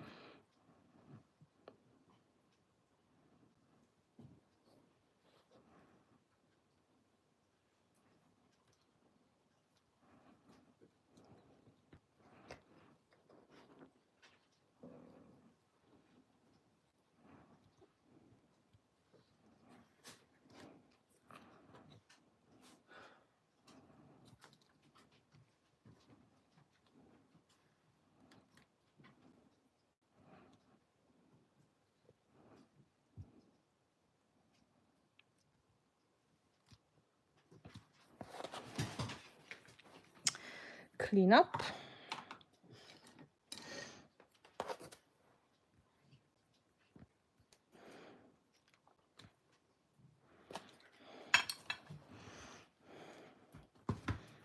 Drying.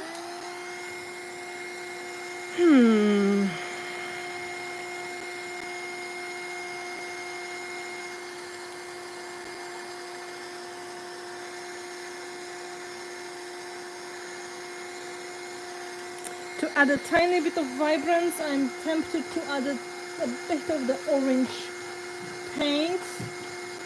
I'm looking for tiger orange, liquid acrylic. It's going to be a tiny bit of rusty touch, so bear with me. Some people think I don't have inner perfectionist, but in fact there are some things that I like to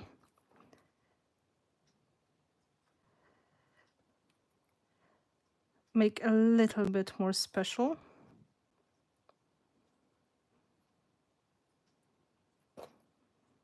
Maybe not red, but orange would be nice.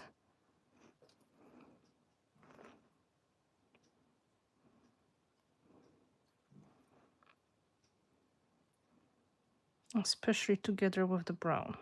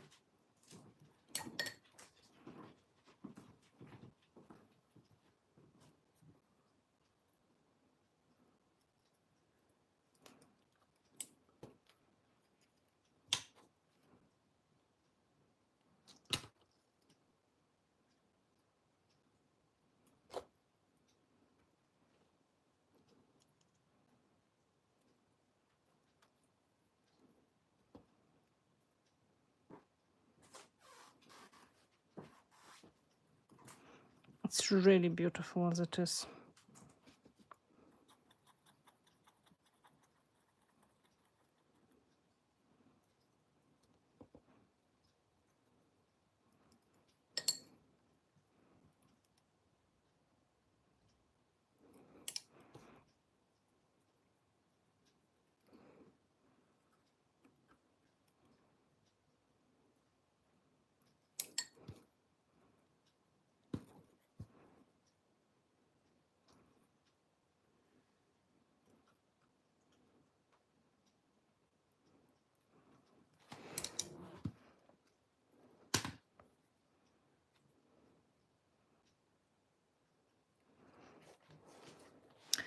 Now,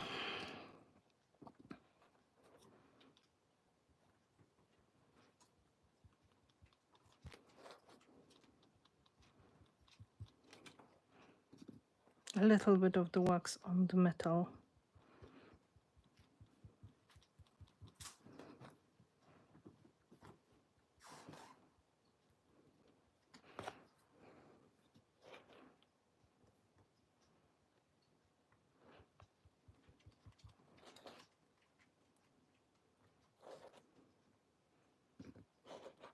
You can always come back with the wax and add more if you are too heavy-handed.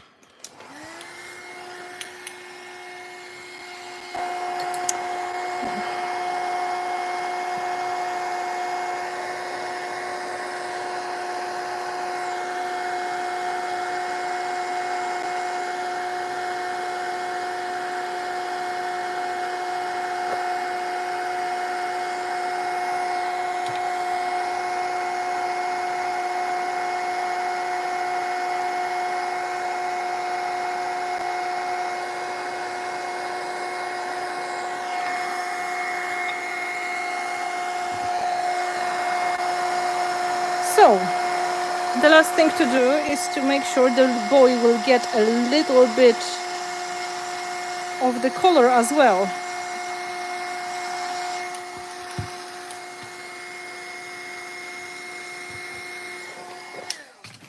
But before that,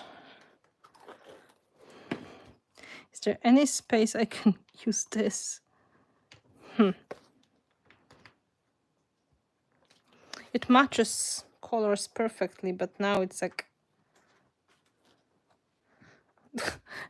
no, I can't cover this. There's not space left for it. Next time, a bit of the white touches, and then we will add some magical details to the boy, and it's finished.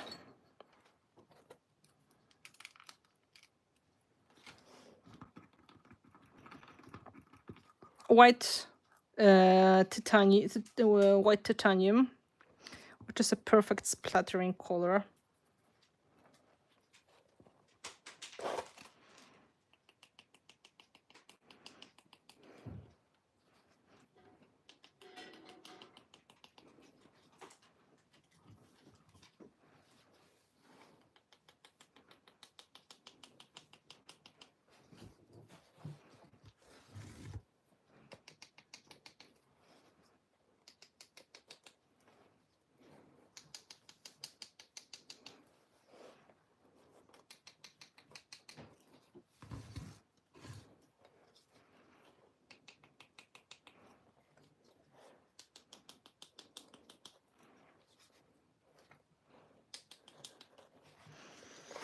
Okay, this is going to dry.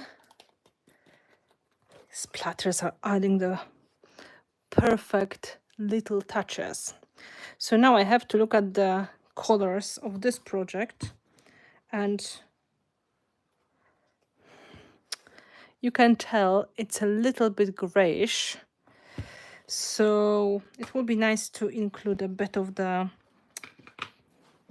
purple, orange, or brown into this as well. Let me look for some watercolor pencils.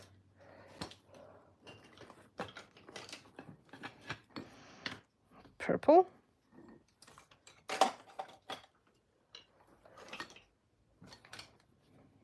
orange.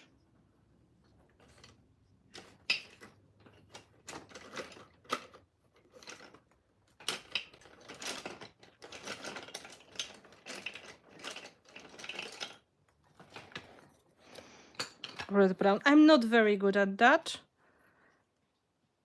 but it doesn't have to be the best work of my life. I just need a color touch.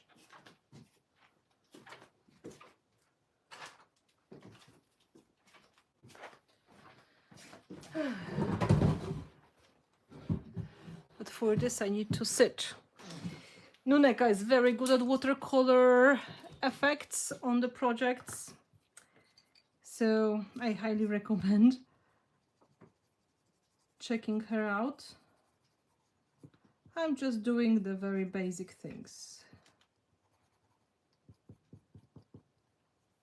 So this is the orange on the wings. Let's do some orange here as well. And maybe a tiny bit of the purple on the coat.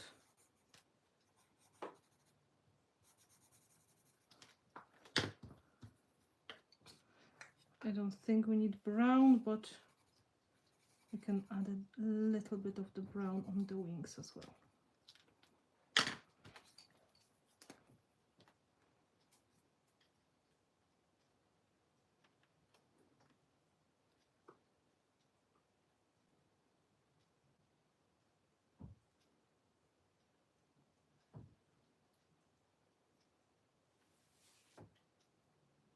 I'm happy you like the orange solution for the project. So I take the water brush now and I pull the colors towards each other. So they're going to blend nicely.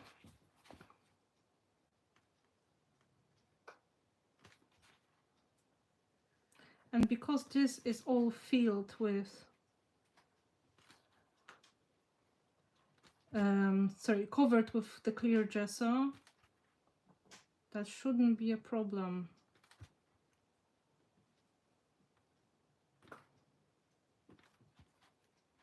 Who is not behaving in the chat? Okay, I can see Nuno is getting into her strict mode. Please behave, all of you.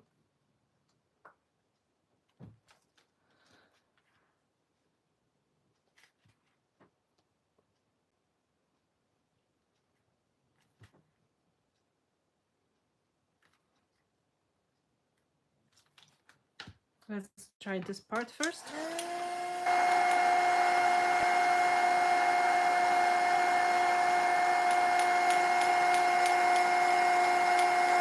Just a reminder. Okay.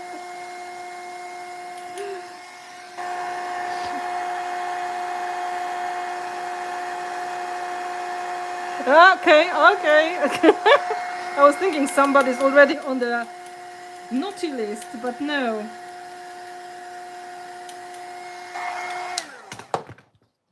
See, so we have progress on here, on the head. It is going to match the color of the composition better. Now we can do similar thing with the coat.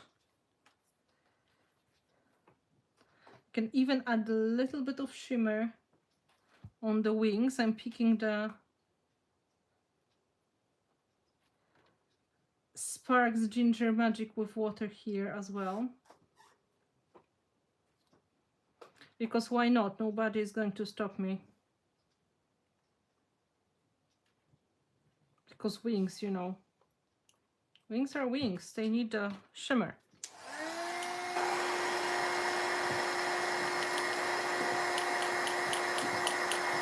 So you can see what kind of cool things you can do when you have your clear gesso on.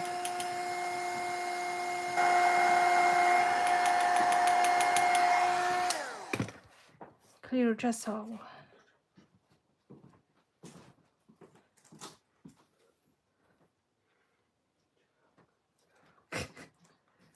Yeah. Yeah, there's parental control because the dog was chewing something, but luckily nothing too serious. Ah, pearl. It's small enough to go through the system without damage, luckily. But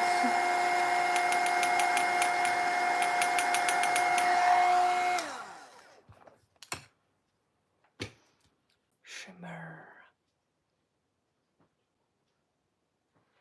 I don't think having too much shimmer is possible. And now the coat. The coat also needs a little bit of the color. Oh, I was too heavy-handed.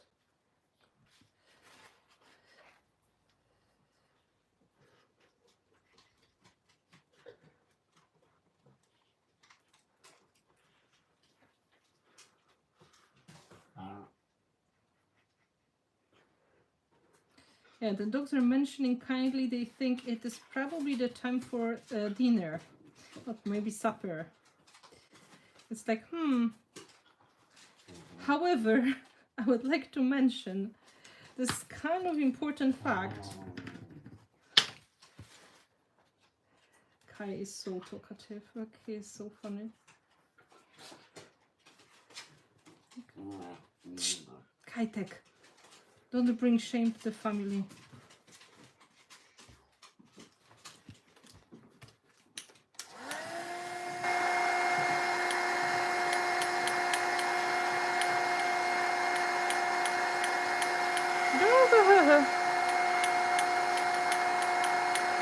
It's just a hint of color, but it's going to match so much better.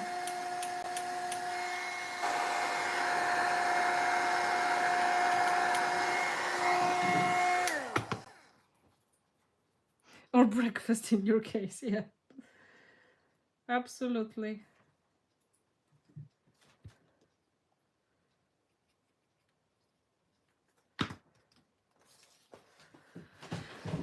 So now we've got this little gentleman ready.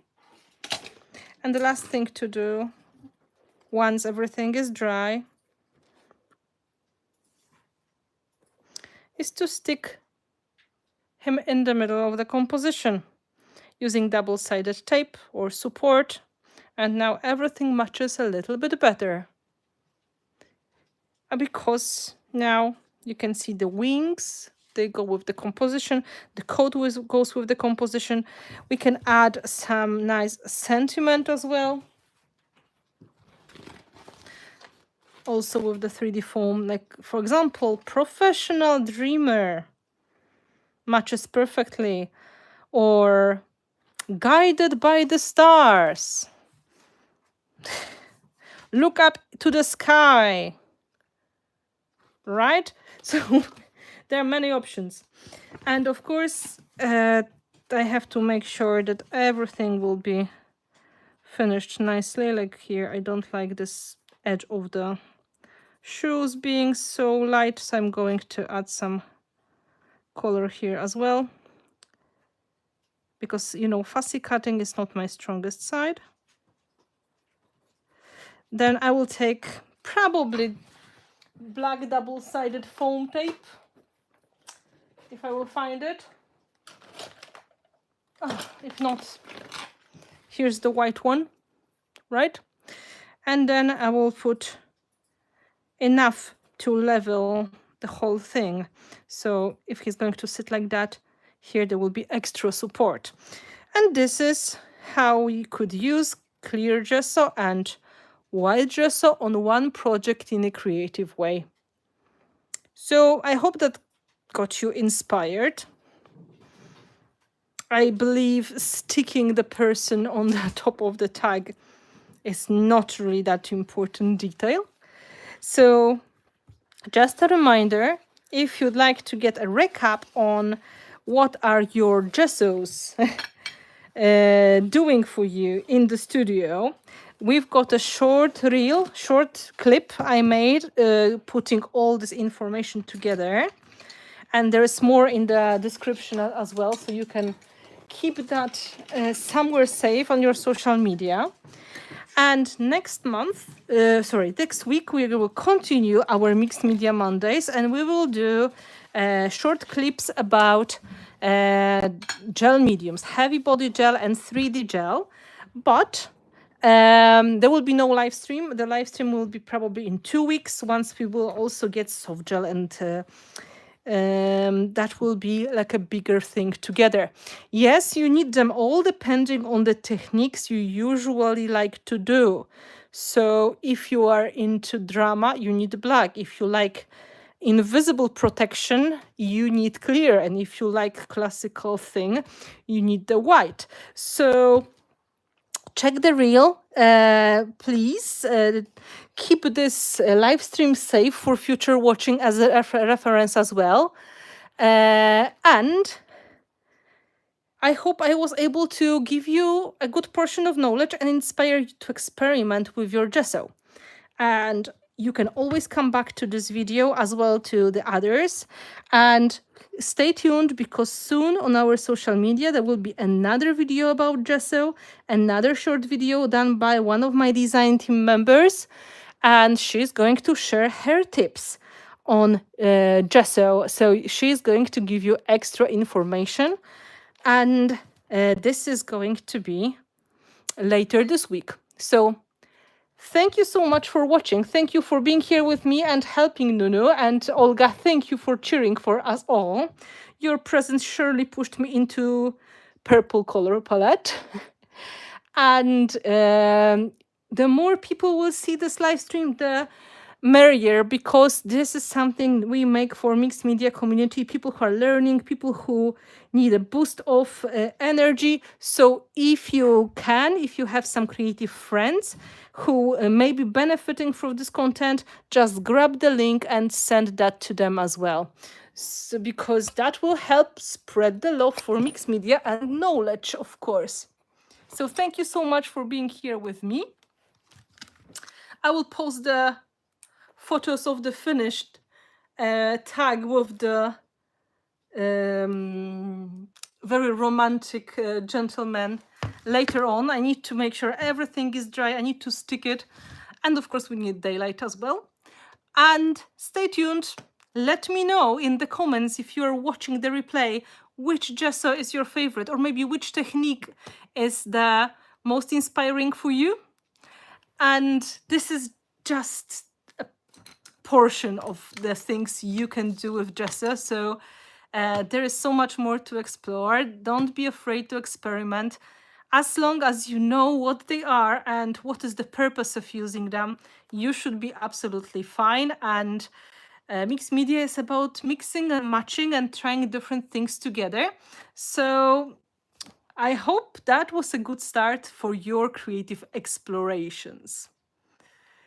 Where can we buy the products? They are made by Prima Marketing. So any shop that will have Prima marketing lines or redesigned with Prima, they should have it. So in the US, you should look at independent stores. I know there is a good supply in shops such as, oh my God, Cherry on Top and scrapbook.com. There's Prima Retail Store. There are, for creative seasons, people from the US give some good hints. In the UK, you should check, just a second, the Mud Scrapper. You should check Artful Days. Jules has Artful Days, I think. You should check, people from the UK, keep helping me. Artful Days, the Mud Scrapper. Yes, Artful Days. There's one more, but I keep forgetting now. If you are in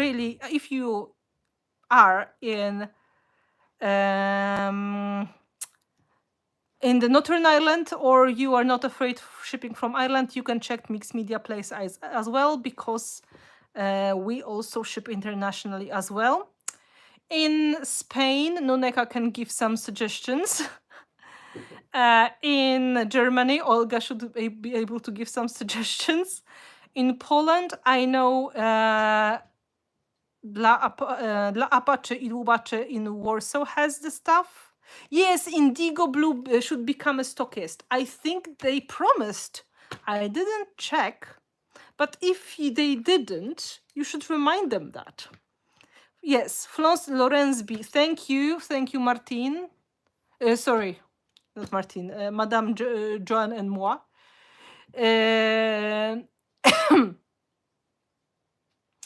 And Helen, who's the stockist, and that's Design Storm. That's the name of the stockist as well in the UK. Martine. See, I was right, Martine. So now, anyway, if you're looking for the shops, check with the Finnabair products and name of the country in Google. Sometimes you're going to have quite a lot of options showing. So the lines are mostly stocked by independent retailers. So I hope that is going to help. If you need some help with shopping, you can always go. Yes, you can always go to Finnabair and Friends Open Studio group on Facebook and ask a question. People are from all over the world, and they will give you some hints what are the best shops to look into, because I'm not able to know everything. I know some of the shops in Australia, I know some of the shops in the US, some of the shops in Canada, but I don't know all of them. And that will be the best solution. Okay, so Nuneka is now just posting about Craftelier in Spain, Craftelier in France. They have apparently quite decent selection. Craft online, perfect. I know you can check with Scrapbookers Confetti Box, because they had me in the past and they bring me again. To be inspired as well. Amanda's of Mogo, because I'm going to Australia in November.